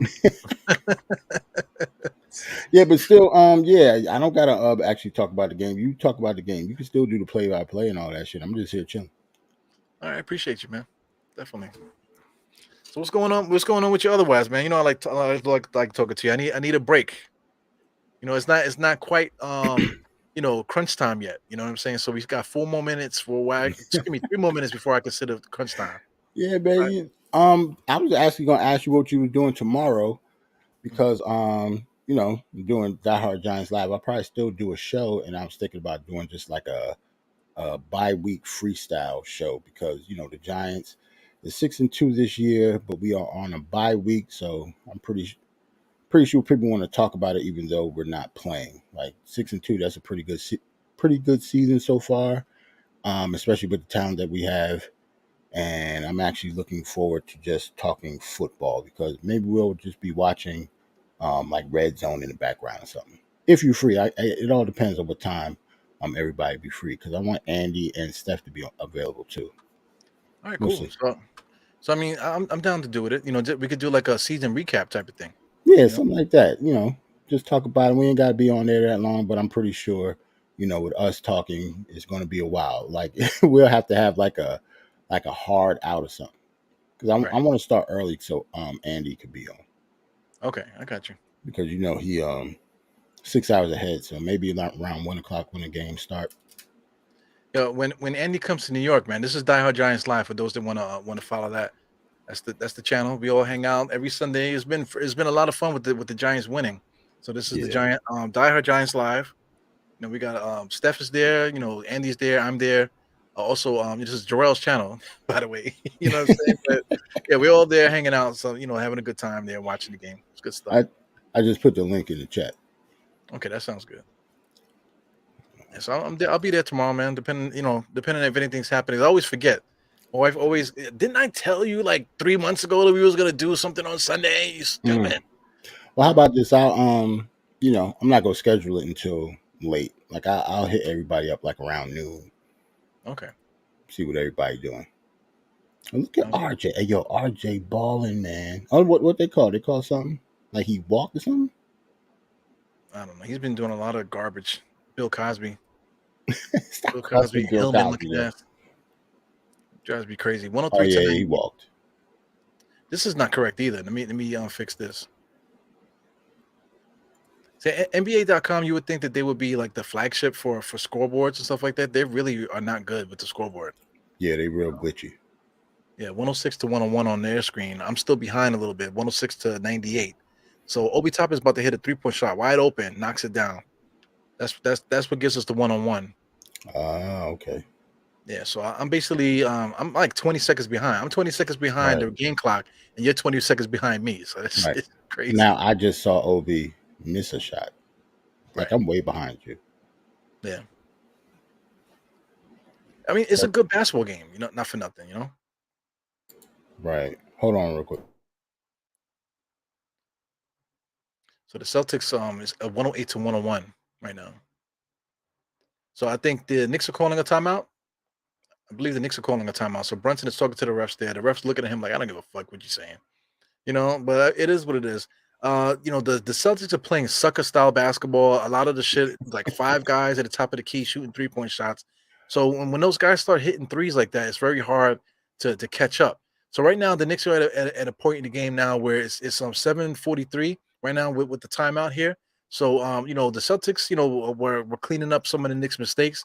So at this present time, man, the Knicks gotta just stick down what they've been doing, play defense and catch back up, and then play the what do you call the stop game, get some stops and whatever, and then go on a run at the end, and we should be able to win this game. Yeah. At this point, like the Boston got to play like that though because they don't have a center, right? Yeah, I hate it though, man. It reminds me of the Detroit game. 'Cause that's how Detroit wants to play. They want to shoot a lot of threes. They're not trying to get no shots at the back. Did you see the shot chart? It was During halftime, yeah. yeah. The shot chart is disgusting. Nothing but threes and nothing but layups at the rim and threes. Nothing in the middle. Right, right, right. I That's hate their that, man. yeah. That's their. They did that going to the finals though, Eru. Like you Yeah, said, that's today's basketball, man. yeah, but it's so boring to watch. I hate it, man. I hate it. I hate it. Yeah, man, I freaking can't stand it. Yeah, how many RJ got Or right now? You see the I didn't look at any of the stats. Well, I don't remember what he had at halftime. who's that? RJ. He had 18. Him and Julius had 18 at halftime. So I mean, Randall also has 24, 24, 25 for RJ. But that's the thing. Once we go on Twitter after the game and stuff and watch everybody's reaction, people only Mhm. going to talk about RJ had 25 and he was kicking ass and how Julius Randle needs to be traded and they're going to talk about Fournier, but Fournier only played 10 minutes tonight. Watch people be talking about Fournier in Twitter after the game. It's crazy, Right. you know. 1, 2. I'm looking at the stats now. Oh, Brunson got 20 and 10. That's my point guard. You know Man, what I'm saying? amazing, man, this guy. You know, if the Knicks can stay close to 500, you know, maybe hopefully we can be over it. But if we could just stay around 500, Jalen Brunson's gonna be an all-star this year, man. He's fantastic. Hopefully, I think it just depends on how much defense is key on him because it was a little stretch. He was I don't know, when the defense is key on him, I don't know if he's good enough consistently to beat like double teams and stuff like that every night. Right. But at the same time, those games when the guys are keen on him, that means because everyone else is not doing anything. That exactly. That means RJ and Julius Randle are pretty much not doing their jobs. Yes. Because if they're doing what they're supposed to do, then that opens it up for Brunson. So if Brunson is doing too much and they're sealing him up, then you know there's nothing you can really do. Right. You know? He goes Obi with his trash can ass, you know, was able to get a dunk there. I'm at the 727 mark. Oh yeah, He's so bad, you man. still ahead of me. I'm just coming from a commercial break. Yeah, 108 to 103. God, you know, Knicks are playing good defense, man. They staying up on the shooters, if anything. RJ right now is way too far away from Brown, but Marcus Smart was able to get a 3-point shot right in front of Jalen Brunson. They're shooting a lot of threes, man. It's sickening. Brunson right hand side. There's no offense here going with the Knicks. They got Fournier out there. I don't know why he's out there. Obi Toppin fakes it, goes all the way to the basket. Nice box out by Julius. Julius boxed out his man, boxed out Brown to give Obi Toppin the lane for the dunk, man. So that's nice. See, I mean, when it comes down to it, if we can ever get that other guy to help Brunson out, then Julius Randle is valuable, man. Right. You know, because if you want to talk about goon, we need physicality and we need goons out there, and that's what he does. Cam looked like he's probably gonna come in for Fournier. Yeah. I mean, the Celtics are shooting the lights out of the ball right now with the 3-point shots. Yeah, we need Cam's defense. Did you see the last 3-pointer just now? Yeah, that's up. Yeah, it sucks, man. Let me see how many 3-point shots they had today. So I mean, right now, 3-point shots. My God, the Celtics shot 24 for 46 from 3. That's. Did you hear what I said? Bum ass Noah Vonleh. There goes Obi with another 3. It would be Noah Vonleh like killing us with the threes. 24 for 46 from 3. That's unprecedented, man. Well, I mean, all season we be talking about our perimeter defense, and they're actually good at the perimeter. So, Right. they match up well with us. We can't stop them from scoring. Wonder what the NBA record is for threes in the game. Oh, don't tell me Cam got hurt. See him limping. At least he was. Threes. NBA record for threes in the game. Don't do that. Man, for real, it's 29 3-pointers in a game. So I mean, they shot they're close. How many do they have now? 24 threes. Wow. Yeah, they're what is that? I'm not good at math. That's five away from 5 makes away from the record. The NBA record is crazy. Yeah, Jaylen Brown got 26. Yeah. Tatum only got 18. It goes Bill dribbling right into the double team, being too cute. Spin move on Noah Vonleh, he makes it. I mean, the Knicks can't do anything if Celtics are just making threes every single time down.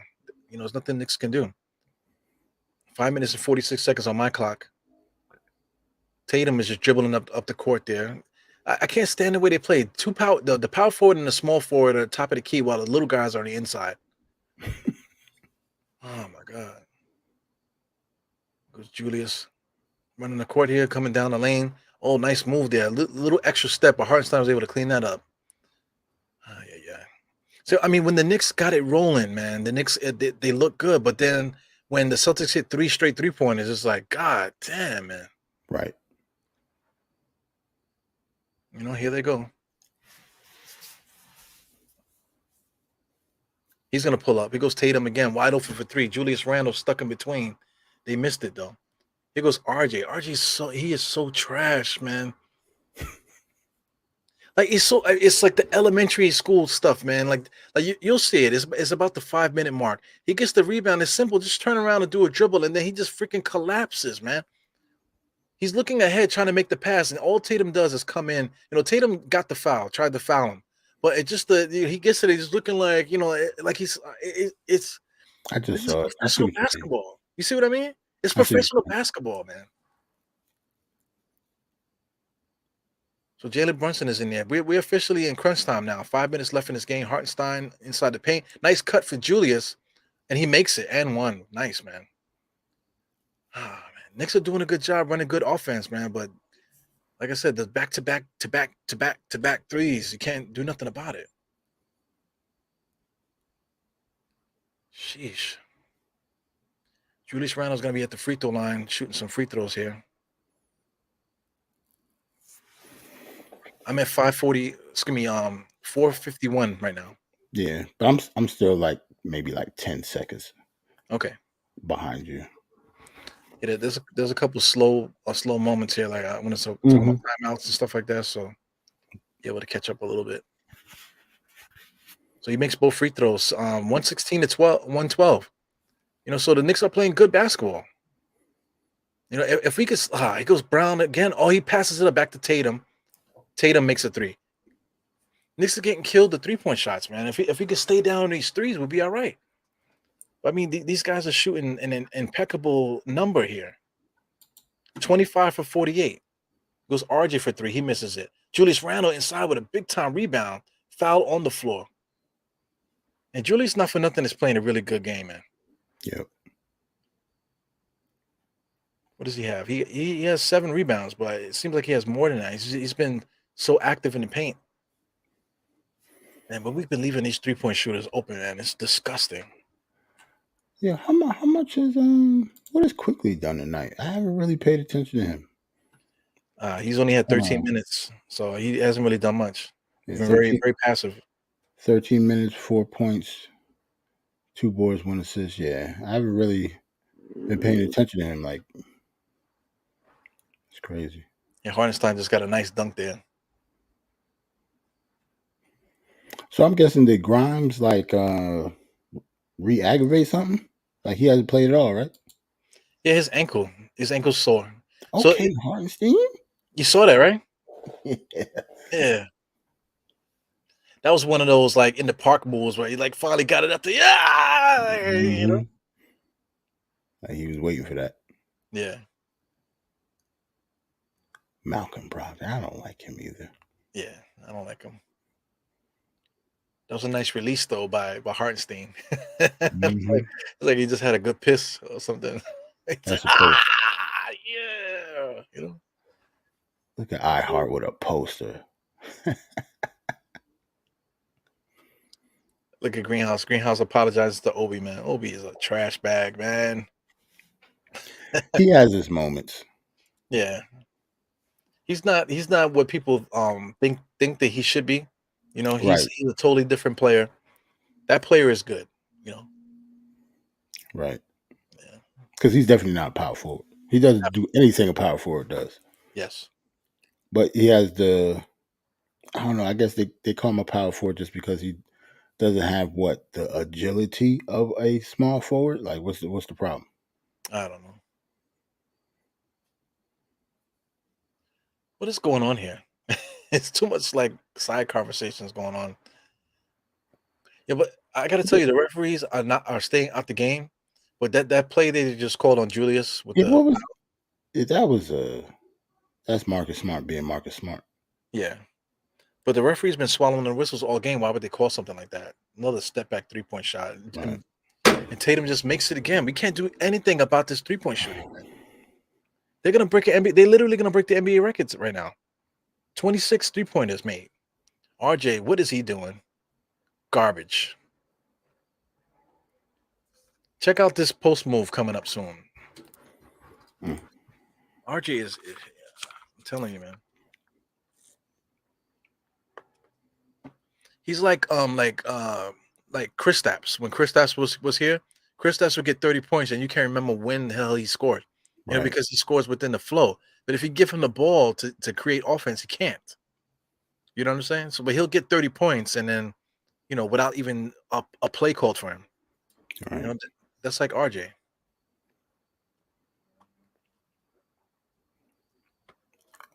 Cam playing good defense, man. Yeah, I wish he would figure out where the 3-point line is. Stop these guys from shooting. Hey, man. Yeah, it's just crazy. 124, 3 minutes left. He goes another 3-pointer just up, and he makes it. It doesn't count though. You'll see it is about the 255 mark. Brogdon just throws it up. It was you know, they were calling something for the Knicks. I think the Knicks called a timeout or something like that. But Brogdon makes a shot. That's just a testament for the whole night right there. So Knicks down by 10 with 3 minutes left. I think the Knicks are calling a timeout here. Oh no, it was a shot clock violation. Okay. He still made the shot though. Right. So I mean, there's something going on with the Celtics. Yeah. So do you think we can win this game? We got 3 minutes left. So in order for the Knicks to win, we have to make stops, and that's it. Right? We're gonna right now coming out of this timeout. The Knicks gonna have to go on a mini run. Go on a mini run where we could chop away at the lead, maybe get it halfway, and then we have to trade baskets a little bit, and then you have to go on another run. You have to go on 2 runs right now to win this game. In my opinion. It's hard to get on runs with the perimeter defense that we have, though. Yeah, I don't man. know what it is, but to be honest, it's really not just the defense. They're just making shots. Like Jason Tatum is going to be able to shoot over anybody Yeah. with a step back. Yeah, but these guys they're just they're getting a lot of shots in rhythm, and then those step backs too it's just simple step backs, you know, with no resistance, Yep. you know. Sheesh, man. Shout out to Iro and Weschler, and that's absolutely true in this NBA. No perimeter defense, no playoffs, man. That's a fact. Damn.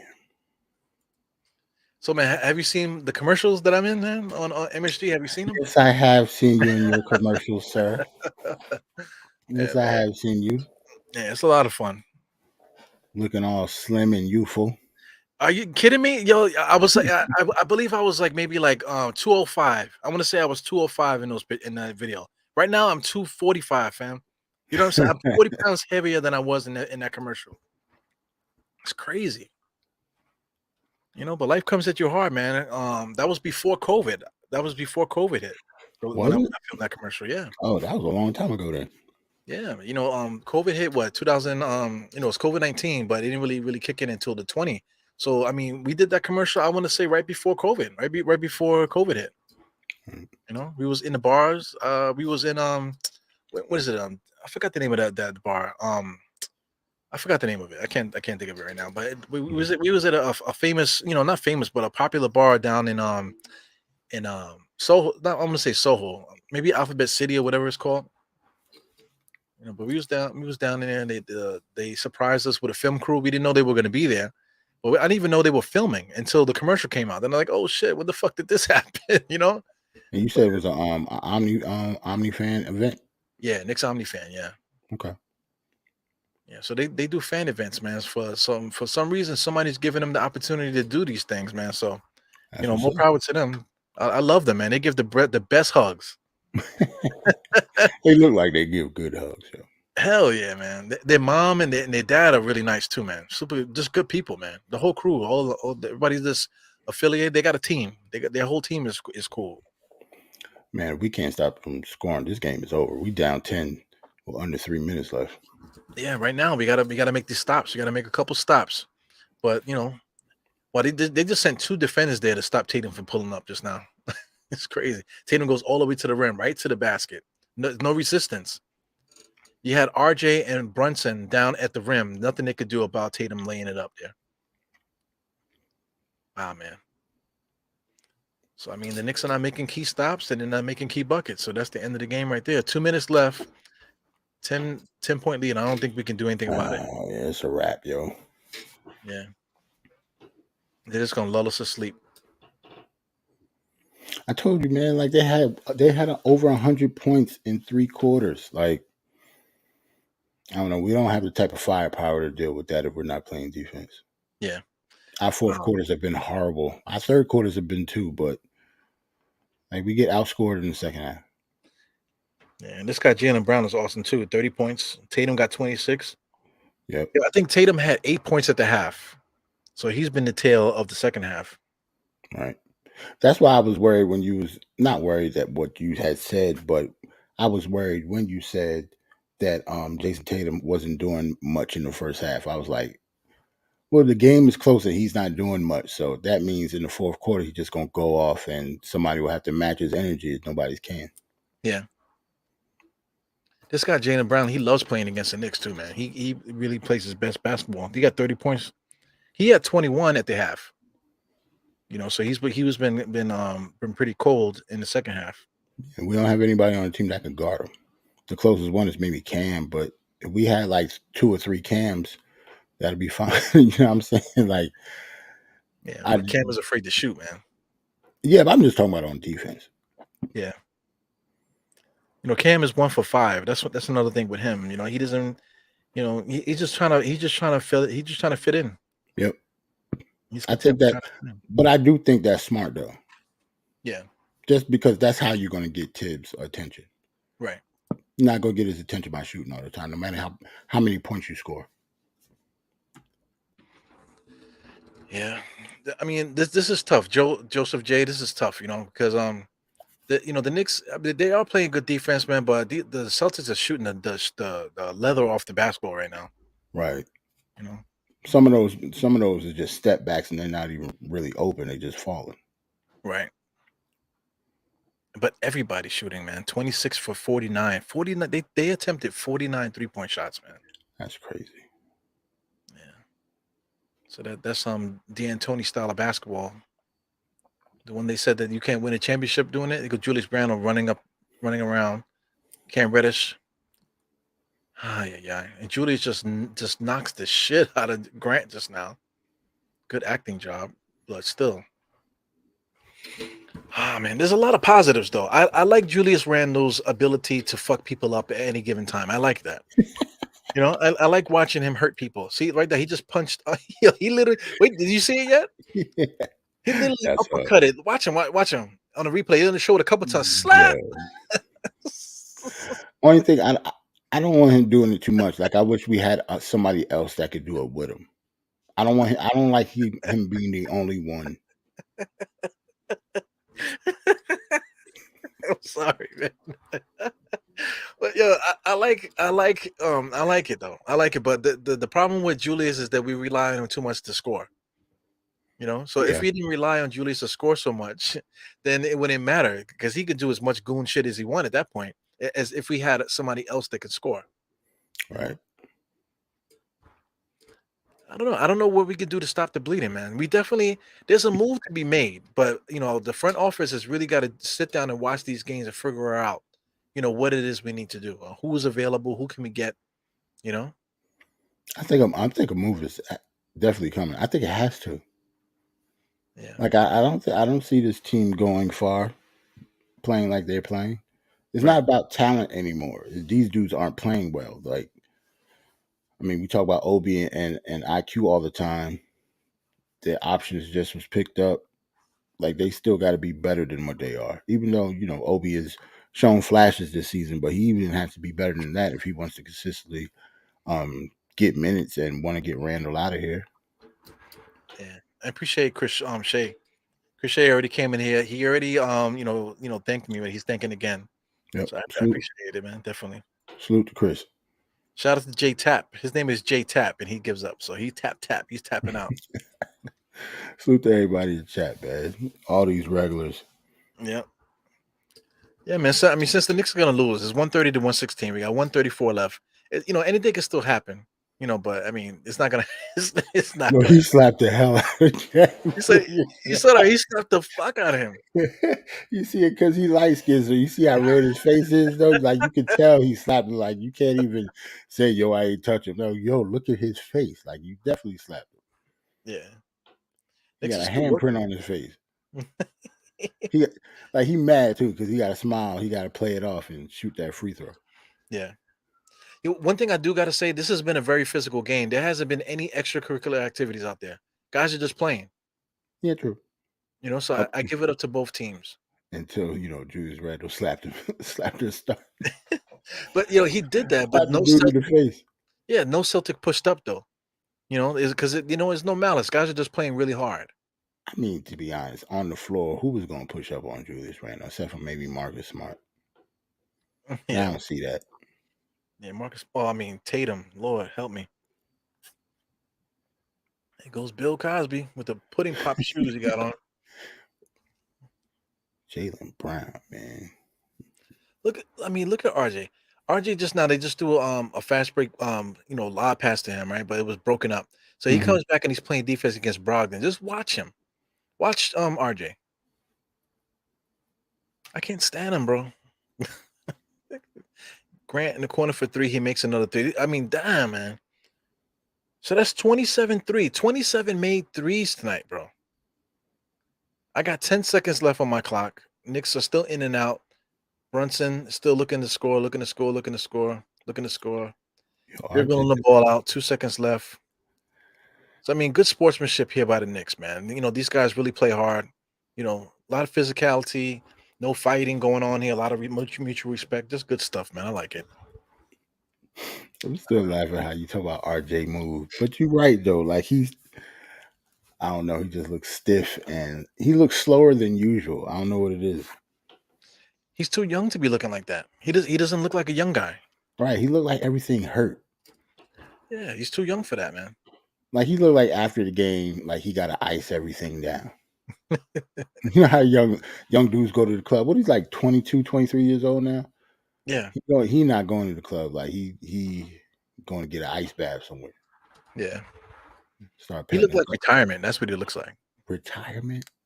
Yeah, he looks like retirement. That's what he looks Retirement. You look like Florida. like. He looks like Florida. Yeah. So I Oh, mean, man. I shouldn't have came on the screen. Maybe I was bad luck, bro. I think you know what? I'm blaming you, man. You're the reason. Damn. I think the Knicks had a chance before when you came on. You fucked the whole shit up, man. I should have 133 to stayed. 180. I should have stayed my big ass in the chat. You got Up there losing. I Bayside. hate Boston, man. I hate losing to the Celtics, man. I hate everything Boston. But all right, well, it's been a while since there'd been a rivalry between the Celtics and the Knicks, and even like the Yankees and the Red Sox. It's been a little while now. So I mean, like, when does it stop?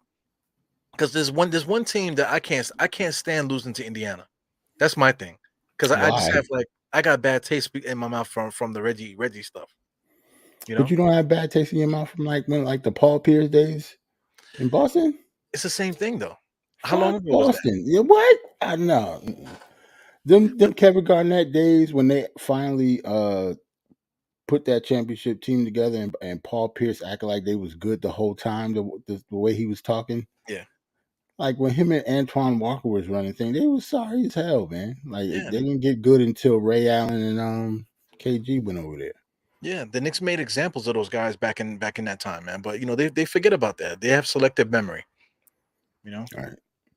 But the Lakers, I mean not the Lakers, Indiana Pacers with the Davis brothers, they weren't even related, and Reggie Miller and Mark Jackson and Haywood Workman and all those guys, Rick Smiths, man, I hated those guys, man. Their Yeah, I can fan see that. base too, I hated their fan base back in the days. You know, Miami too, of course we had a lot of bad blood with that franchise too. But at this point now, Miami fans are a bunch of suckers. The Boston fans, I mean, the Boston team, they had such good teams since then. Hmm. That like right now, this current era of Celtics, I respect them. You Yeah. know, so the malice to me is over. Right. To me, but I get it. I don't know. It's not over for me. Fuck them. Fuck Boston. You got to be careful with Boston fans, though. Boston, I mean, you know the Philly audience. You know how Philly is. Philly will fuck you up. Yes, they You will. can't go to Philly talking your shit because somebody's gonna snuff you. You know what I'm Right. saying? Somebody's gonna set it on your outside. Same Be thing with respectful. Boston. Yeah, Boston motherfuckers will flip your car out there. Yes, they will. Be respectful. Yeah, man. They I'm won't at say home nothing though, to you. so I'm at home Huh? though, so fuck them. Ebro, fuck them. I'm at home. I got to do the beep. Where is it at? Uh, I always forget what button is which. Nope. There you go. I got to beep it out, right? Yeah. So Boston, right? You know what I'm saying? With all due respect, I don't want them to fuck us up. Salute to Man, Kareem in the chat, man. Salute to Kareem. yeah, I see Kareem, man. Kareem is late, man. What the hell you doing, man? You on a date or something? He was he's probably watching the game and watching us lose. Yeah, probably Probably so. popped in at the end. Yeah, definitely, man. So I mean, keys. I mean, I don't know when you say keys to the game or anything like that, man. But what do you think about the Knicks, man? What do you think about the bleeding? And what do you Um, think we need to do? I don't think we're a very good basketball team right now. I think we Right. struggled against Philly when they didn't have their two best players. Hmm. We lost today to the Celtics, and they don't even have a center. Yeah. It's like we're not good. Like it's going to be a very, very long season unless we make a move. And I'm not a Tibbs fan, so it's going to be a very long pod if you want to talk about him. I don't like him. Yeah, man. I don't like him either, man. Something needs to change. There's quite a few things need to change, but like I'm with you too, man. We're a mediocre team, so it's not something to get so upset about. Where guys are like, oh man, we need to get rid of this guy. This guy's not playing no defense and whatever, whatever. That's why Mhm. I go so hard against RJ and these type of guys because let's not talk about how RJ is the perfect basketball player. If Julius had a similar game, but we trash Julius, but don't trash RJ. Everybody got to get it. Everybody Yes, got to get their share because nobody on the Knicks are playing good right now. right. This is RJ fourth year. There's no more excuses. He just signed his second contract. This guy's an extension, man. Like he's not a rookie anymore. There are no kids on this team anymore. There are no rookies. We didn't have a draft pick, and the draft pick that we did have is Trevor Kills, and he's trash too. Well, Like we don't have any kids. Like I wouldn't even consider him one of the kids. He should be in the G League. Like he needs time to marinate over there before he plays for anybody's NBA team. He's not ready. true. Did you see that he had a good game in the G League? They did lose though. Yeah, He's yeah, I saw that. He should stay in the G League for at least 2 or 3 more years. Yeah, I agree with that. But he's young though. Like he's 18 years old. He's one of the youngest people in the draft. So I knew he wasn't going to be much when he drafted him, but I kind of expected it. Like he's young, he's not seasoned at all, and he got to marinate over there for a little bit. Yeah, he's got to get his conditioning on the. I feel like he's still in puberty.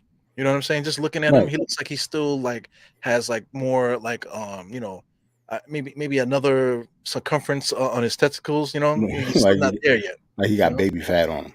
Yeah, absolutely. Smelling like for real. You know what I'm saying?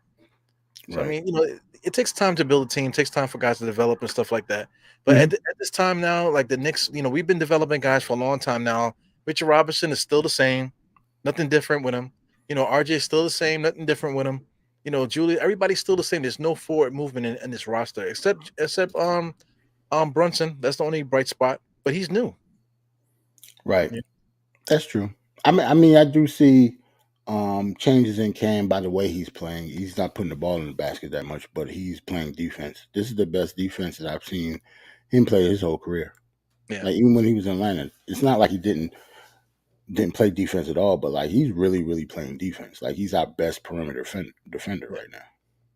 Like Very by far, it's professional. not even close. Yeah, very professional. So if I got to add to that, because he's not doing nothing that's going to hurt the team. That's what's good about him. Right. So I applaud him for that. So he's definitely an asset to what's happening right now. But I don't want to say like give you RJ time and all that stuff because I'm quite sure he's probably going to snap out of it probably like another month or so. Or Mhm. maybe going into January after Christmas or whatever. They'll probably Right. start to snap out of it. But by that time the Knicks are going to be done. You know, Exactly. That's my fear. I think RJ is going to snap out of it and start playing well, but it's going to be too late right? in the season. It's going to be like after the All Star break. All of a sudden, he's going to be averaging 25, and everybody's going to think he's the shit. But we've already under 500 and have no chance at the playoffs, so it Right. doesn't matter. And it's weird to say too, because he did have 27 points, you know. So I mean, he was able Mhm. to score, but the thing about it, he's just scoring within the flow of the offense. He just happened to get the ball in a position to score at a certain time, but he's not actually dictating, himself on the other team. Like that Right. 27, compared to, let's say, Jalen Brunson's 20. I'm not Jalen Brunson. Tatum's 26 are two Mhm. different scores. You know, Tatum's 26 carried them to a win, but RJ's 27, I can't remember when he scored any of those points. Yeah, but the way that RJ game is going to always be like that. Yeah, Like he's not a flashy player. He's not an athletic player. Like it's hard. It's difficult when he tries to make his own shot. So, like right, to me, he should be having the game coming to him.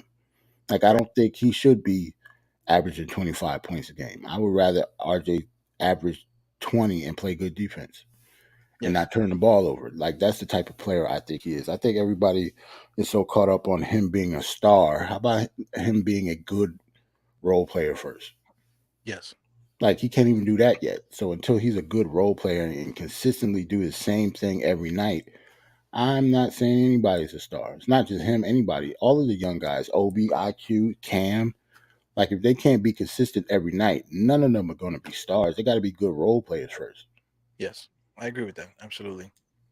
So that star that we need, that we're looking for, that we're hoping the guys are quote unquote going to develop, I don't think it's going to happen. I don't think out this group, I don't think there's a guy that we have that's going to develop into anything more than what they have been showing.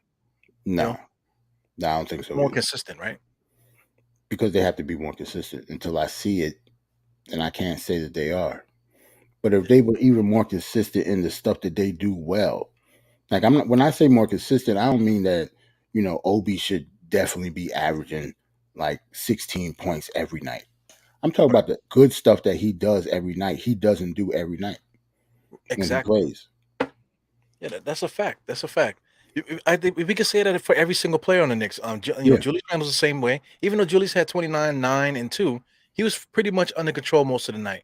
But then he doesn't do that every night though. Nope. You know, Hardesty had a good game too, man. 10 points, 14 rebounds. He did his thing out there. But can he be consistent? Reddish, 2 points for 2 rebounds, 2 assists. I don't know. The only person that's really consistent is Jalen Brunson. He's the only one that does it every night, basically. Right. I think he had one bad game so far, but even the One. bad game wasn't that bad. Yeah, one or two bad games, but they're like bad shooting games. Right. Like he played well in other areas, but I don't count just bad shooting games as bad games. Like if you do other stuff to help us win the game, then I'm cool. Yeah.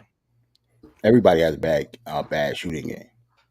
Yeah. Same thing like you said about Cam Reddish. Cam Reddish didn't have a good scoring game, but even though he played 37 minutes, I thought he played a good game. Right. He You know? still was our best. I mean, well, all the 3 points that they made is kind of hard to say, but yeah, he still Right. was our best perimeter defender out there. And wasn't Yeah. even close. Yeah, definitely. Like it He was was one, glaring. yeah.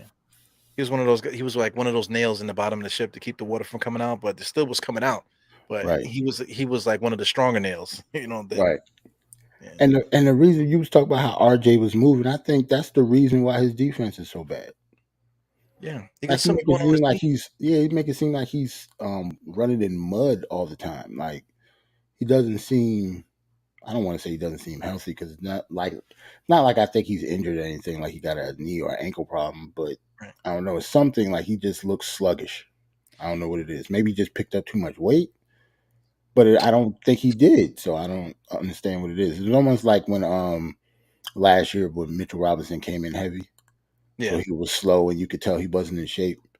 Yeah. RJ almost looks like that to me. Not as bad, but like he looks like something is wrong or something. He's just not comfortable. So You know what I want to do for RJ? If I ever go to one of these fan meetings, when they're sitting on a stool and they taking pictures, I'm gonna come up there with a tape measure, right? why? And I'm gonna say, listen, no freaky shit, man. But I'm can I about to measure say, your legs? I just want to measure your legs. You know what I'm saying? why It's you like saying he's short?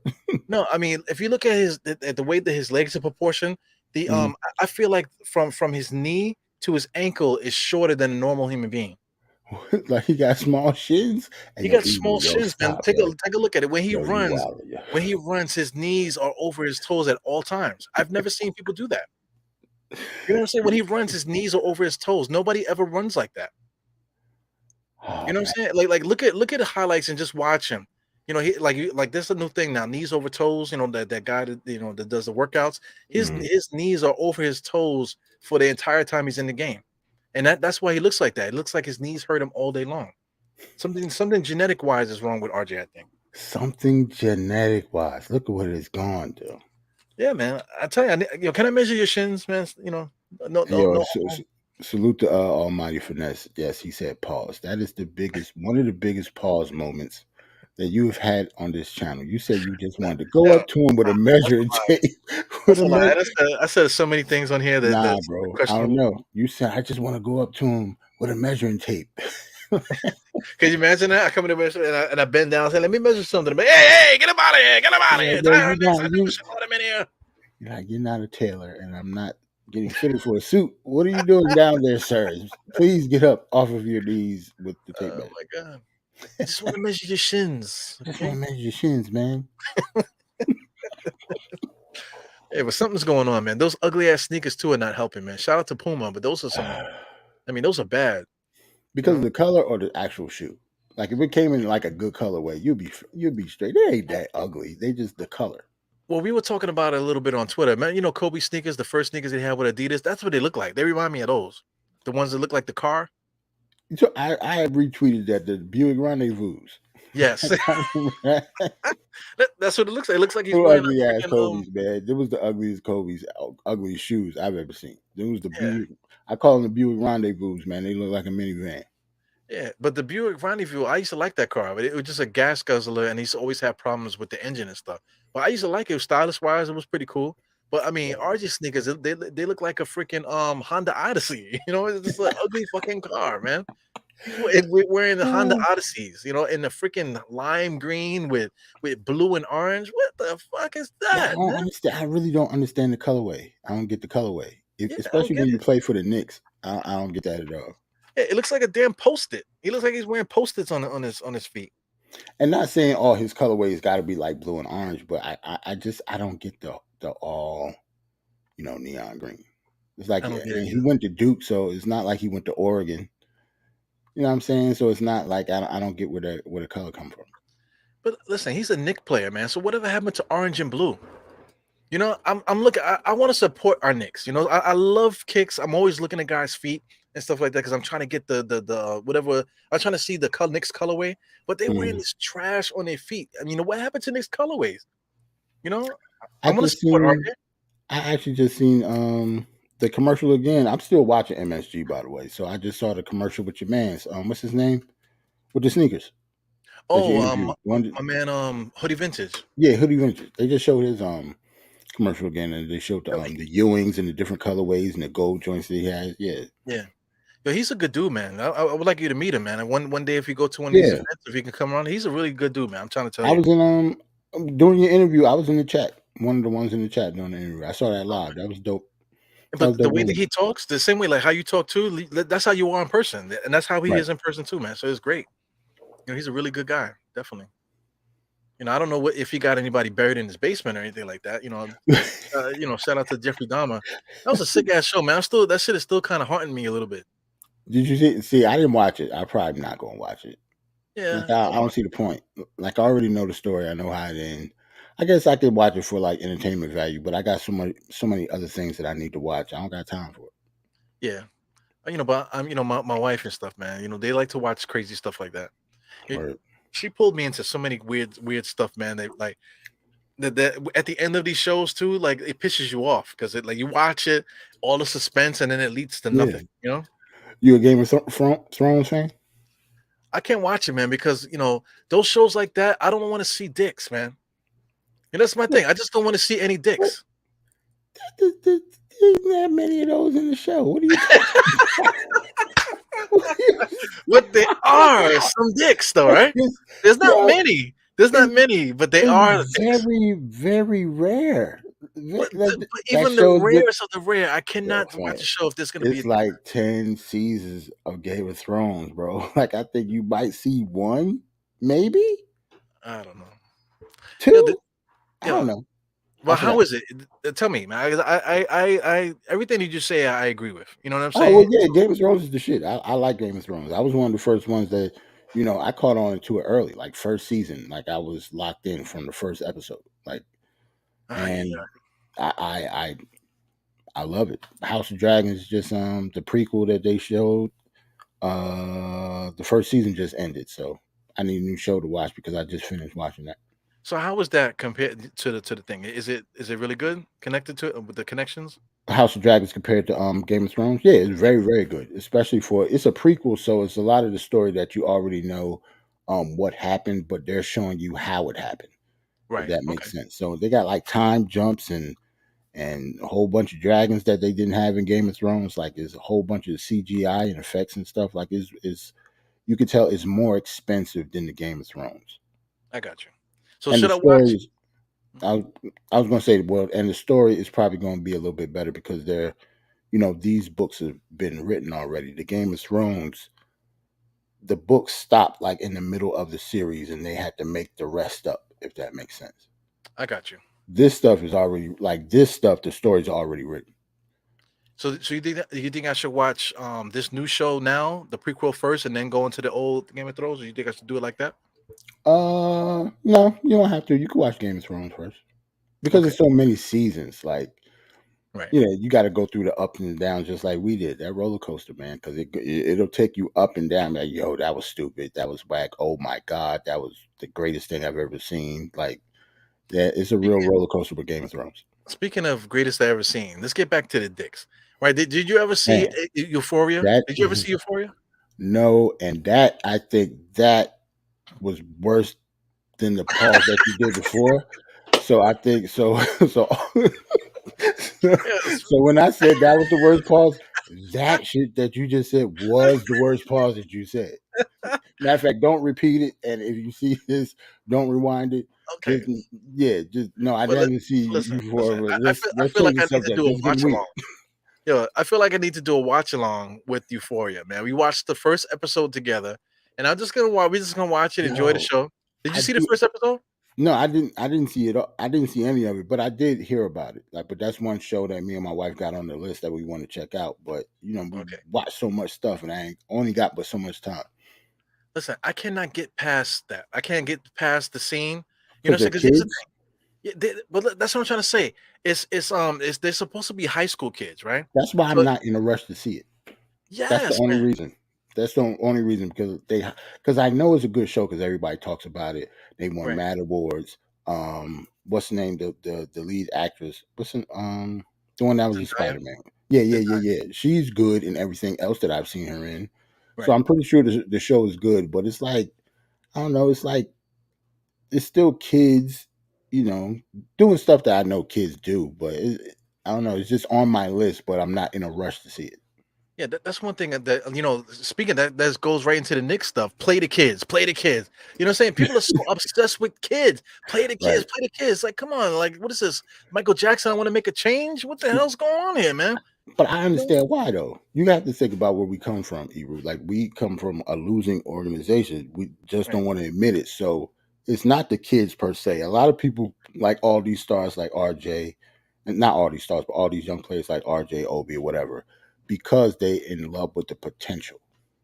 yeah, They know they're not finished products. So if you come from a losing organization and you have a lot of young players that you want to become stars, yeah, you're gonna big them up a little bit. We always overvalue our stars. We've always been like that. yeah, It's because of the potential of what they could be. It's not what they are now. Don't nobody in their heart think that fucking Obi Toppin is a star. right. They can't. Not what you see right now. It has to be potential. It has to be what you think he's going to be in the future.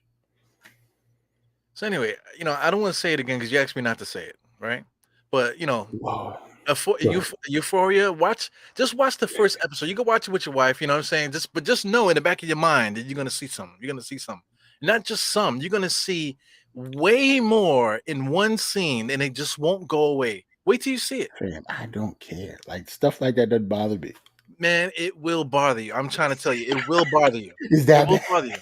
because you're watching a high school show. Okay, I get it. High school Hmm. stuff, blah blah blah. They got all this extra drama that that it does happen or whatever. But the actors are not teenagers. The actors, every actor on the screen is over 30, but they're playing high school kids, right? But when you get to this one scene, you're gonna hit me up. You're gonna call me, man. You're gonna freaking like call me on the regular phone. You're gonna call me on my regular line and be like, "Yo, Ebro." You know what I'm saying? Yo, Like, what the fuck? yo, did you see all those Knicks? Yeah, all of them. Yeah. Yo, It's gonna be bro. so much, and it's gonna be so awkward that you're gonna be like, damn, let me count them. So did You you? know? yo, yo, if I say that, something went wrong. It's so I'm Something saying the went wrong. scene, the scene is so drawn out. You're gonna be like, damn, 1, 2, 3, 4, So 5, did 6. you? So hold on. Did you stop watching it, or did you keep watching it, or did you I stop got up. watching it because of that? You got up and said, "Fuck the series," like completely. When it was Like, happening, I was like, okay, I'm looking at it, trying to get into the show. When then it started happening, then I'm like, all right, and then I'm like, and me and my wife, I turned to my wife was like, this, what the fuck? I'm like, yeah, what the fuck is all this? What is this? And then it wouldn't stop. It wouldn't stop. yeah, And that's like, funny as and it's hell. a football scene, right? So you play football, so you got to tell me. Like, listen, that's a conversation for another day, man. If you ever see the episode, you play football, you tell me if that ever happened in your life, playing football in high school. You tell me, but you got to see the show. Okay, I'm pretty sure the answer is no. I Ah, man. hope it's no, whatever it is. But yeah, I need to watch the show. Yeah, I can't. I don't know. To be honest, it ain't even about just the dudes and stuff. Even women being naked or sex scenes in general in TV Yeah, shows, they're yeah, completely useless. I yeah. don't Turn want to see any of it, even if it's all women. Like they never, it ain't porn, so why do it? You know what I'm saying? yo, It's like fake. Like, yo, what am I watching? word up, man. You ever watch Orange Is the New Black? I used to love that show. You ever Yeah. watch the show? Hmm. So I started watching it because they started doing like backstories for all the inmates and stuff. So Yeah. so they did the she was like young looking. She was skinny and young. Hmm. Black. It was one of the black characters. Uh-huh. She's a lesbian, right? But they were showing her backstory. So they get to this one scene where it's her and her girlfriend, and of course they're having a sex scene. But I mean, they literally was scissored. They was butt ass naked, Oh yeah, and yeah, they was yeah, scissored like this, yeah, and it was going. And yeah. What's I'm the looking point at of this. showing that? Yeah, like Yeah, what is what was the this? point? Yeah, Yeah, I get it. I understand that. I think they all whack. Like even like you said, me and my wife be sitting there watching. It could be all girls in the scene. I'd be like, even she'd be like, "Yo, what the fuck? Like, what's the point of that? yeah, And they like only show it for like a good 10 seconds, just so you can see it real quick, and then it's over. right. But a lot of times, like the most energy is in that scene. You know, it takes Right, away from whatever they've been building up the whole episode, and then you can see when it's happening. It comes in, and it's almost like a freaking like a bad porno film. You know what I'm saying? right. They come in and say, "Oh, so I just came by just to ask you something." It's like, "Oh, here it goes. Here goes the sex scene." You know what I'm saying? Yo, Here it you ever goes. seen? You did you watch Power? Yeah, Those sex scenes was trash too. Like, how crazy. many times we got to see ghosts butt cheeks in the bed moving for no reason? Like, what are we doing? Yeah, it was like a Go ghost. shoot Literally, he was somebody. I haunted. don't want to see him fucking nobody, yo. Go kill somebody. I'm good. Man, I was haunted by Ghost's butt cheeks for the whole entire time I was watching the show. No, that's why they call him Ghost. It was like every episode. I'm like, all right, yo, like we get it. They have sex sometimes. Can we get Oh, to the drug dealing and killing, please? Like that's yeah. what we're watching it for. The It's story. like you see the booty cheeks, you see the the breastises and all this other stuff, but Right. you're like more worried, like, damn man, can I see somebody get shot in the head, Right, please? exactly. I don't get where's Tommy? Like what Yeah, are we where's Tommy? watching? What is going on, man? Because like I said before, it's not porn. Like I'm not watching this for that. Like I don't need your sex scenes. They're all worthless to me. All of them. You know what? Also, perfect word, man. You know what? It's also worthless. Mm. Freaking Lala's titties, man. Worthless. You know what I'm saying? For my whole life, she was like what was she was on TRL or whatever she was on. You loved her on MTV and stuff.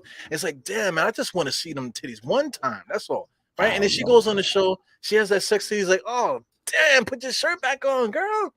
You know what I'm man. saying? I guess because what you think of her as Lala Mello's wife, like you know too much about her or something. Like you No, no, can't no, see no, her no. as an actress, or You No. didn't like what you saw. I just did not like what I saw. I just wanted her to put a shirt back Oh. on. Oh, yeah. We disagree. Like as soon as she took it off, I was just like, Yeah, I can't say. Yeah, as soon as she put it on, I was like, yeah. yeah. I can admit. Yeah, I don't think I agree with you there. I think that was fine Right. for her character building, and I think that was fine for the show and the plot, and that was fine. Lala could have did that again, but it's just the rest of the sex scenes. I didn't need the sex scene between her and Tommy though. Yeah, those were very awkward. They were Yeah, like, all of it's like, them didn't make sense, but the little topless joint, I ain't mind. You know what I'm saying? I ain't mind that. yeah. It was okay. I don't know, man. I wish I had my spray. It was like when you're watching her and Tommy love scenes, like, you know, like, you can smell the sex scene. Like, God, Ah, man, man, I don't need it that in my smell life. like whack in here. What is this? It's more than that. More that's in my mind, man. Jesus Christ. Anyway, I ain't did the know. Knicks play today? They played today, right? Badly, yeah. We played badly today. Yes, Yeah, man. So we this is played. the post game show here, man. Me and you Yeah, just having casual right, conversations about teenage dicks on right. Euphoria. Talking about how the Knicks, played as bad as a La La sex scene. Salute to La La though. Salute to La La. You know what I'm saying?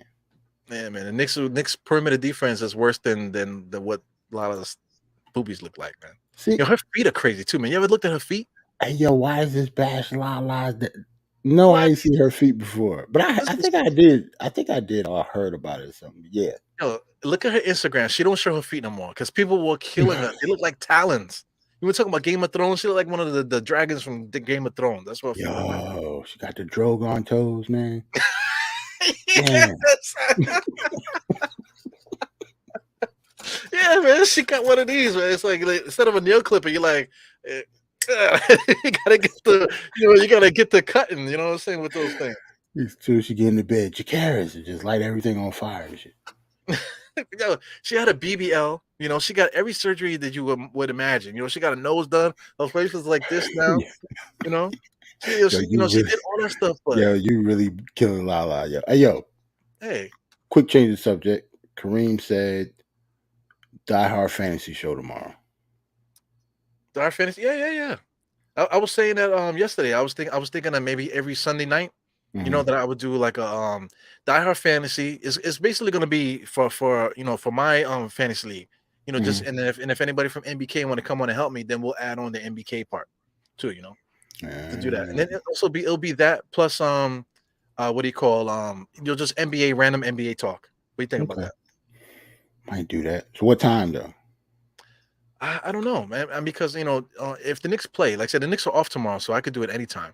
I'm But let's about say to if the Knicks say. are playing, I'm about to say do it early, and you could do it right after mine. So we could be. I'll be on your show. You could be oh on mine. shit! We'll just switch. All right, sounds good. Like say if I start at 1, maybe we'll do 1 to 1:30 on mine, then 1:30 to whenever on yours.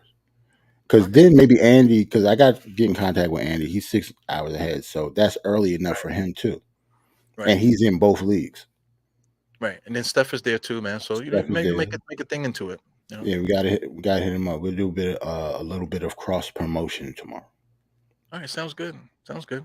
Because I got to get organized, man. I've been trying to do this. I'm organizing my fitness and stuff, man. But I got Mhm. to start organizing my pods because I'm going back to work on Monday, man. So I won't be doing those early pods anymore. So it's going to be in the evening. So I'm really going to start to pack up, what I want to do in the evening, and Mhm. see what works. Yeah, you was telling me you go back on Monday, right? Yeah, go back Monday, man. You ready? You not. Never mind. I know you're not ready. Ain't nobody ready Who after wants to go to work, man? I'm. exactly Yeah, when is the Powerball again? When is that? tomorrow. Like I think. Tomorrow? Well, I don't know if the drawing was 10 o'clock, so the drawing already happened. So yeah, tomorrow, I guess. Wait a second. Let's be precise here. I'm pulling up the thing. The come on, man. Powerball is the jackpot is pending. So right now I could be free.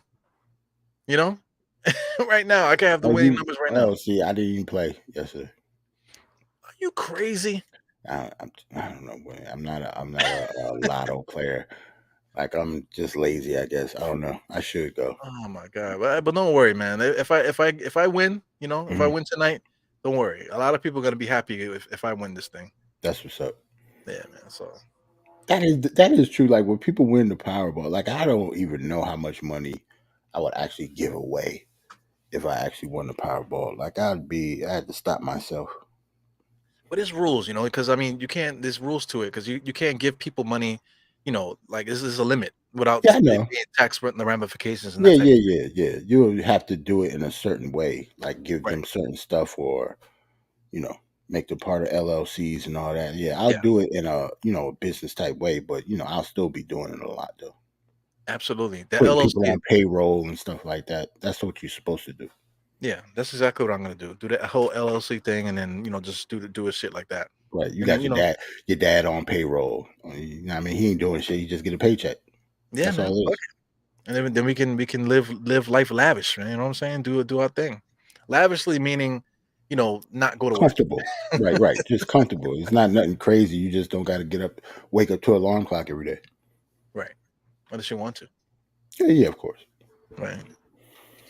Hey, man. Oh So man, thanks we for hanging out, sucked man. tonight, Good man. We stuff, sucked man. tonight. We sucked tonight. I'm still pissed off about the game. Yeah, you said that a lot, though. You said that a lot. So, I mean, that's just as bad as me talking about dicks, man. You know what I'm saying? It's very problematic.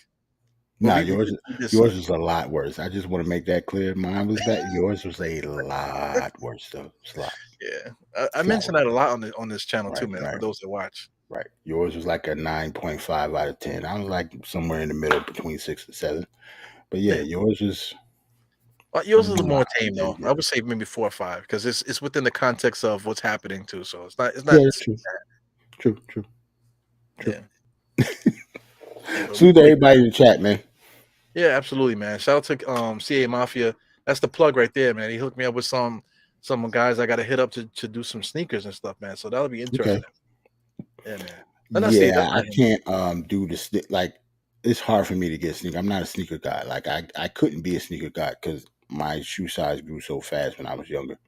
Okay, Like but it my wasn't foot, CA Mafia. My bad. It was somebody else. Harlem. It was Harlem CEO. My bad. it's hard for me to get shoes. Yeah. What size shoe you wear? 15. 15. Damn, man.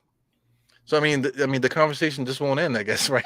We talk about dicks. No, Like it's like I 15. shouldn't Like, even answer your question. That was a pause. What size shoe you wear? yeah, Don't even worry about my size, man. That's what I should have said. Don't worry about that. Bro. yeah. I'm this problematic conversation here, man. My bad. I'm sorry. Oh man, see, what's the crazy thing is when we get off the street, when you click off live, right? I'm Right. not talking to you after in the background. I'm clicking off because we're Yeah, gonna mess around and be talking to each other for another 2 hours about absolutely nothing. yeah, man. I'll put the Euphoria on, and we'll watch it right after this thing if you want. Yo, we should have like a see. We got to make sure. We might have to do it on Twitch though, because they actually do stuff like that on Twitch. They have watch-alongs like movies and stuff. You can't Okay. do that on YouTube because they'll take you down for copyright. But on Twitch, you can actually have a live and watch something live. You just can't save it. You know what I'm saying? Like, Mm, you can have people in there watching live with you and stuff. Like have a chat just like this and me and you watching, I don't know, Boys in the Hood or some shit like that. And it just have to be erased afterwards. Like you can't chop it up later. okay, I got you. That's interesting. Something they could do. There's so many different ideas and stuff, man. I thought of that too. Like that and doing another podcast with music because you can do music on Twitch too, live. You just Right. can't record it. You just can't keep it on your page. Right.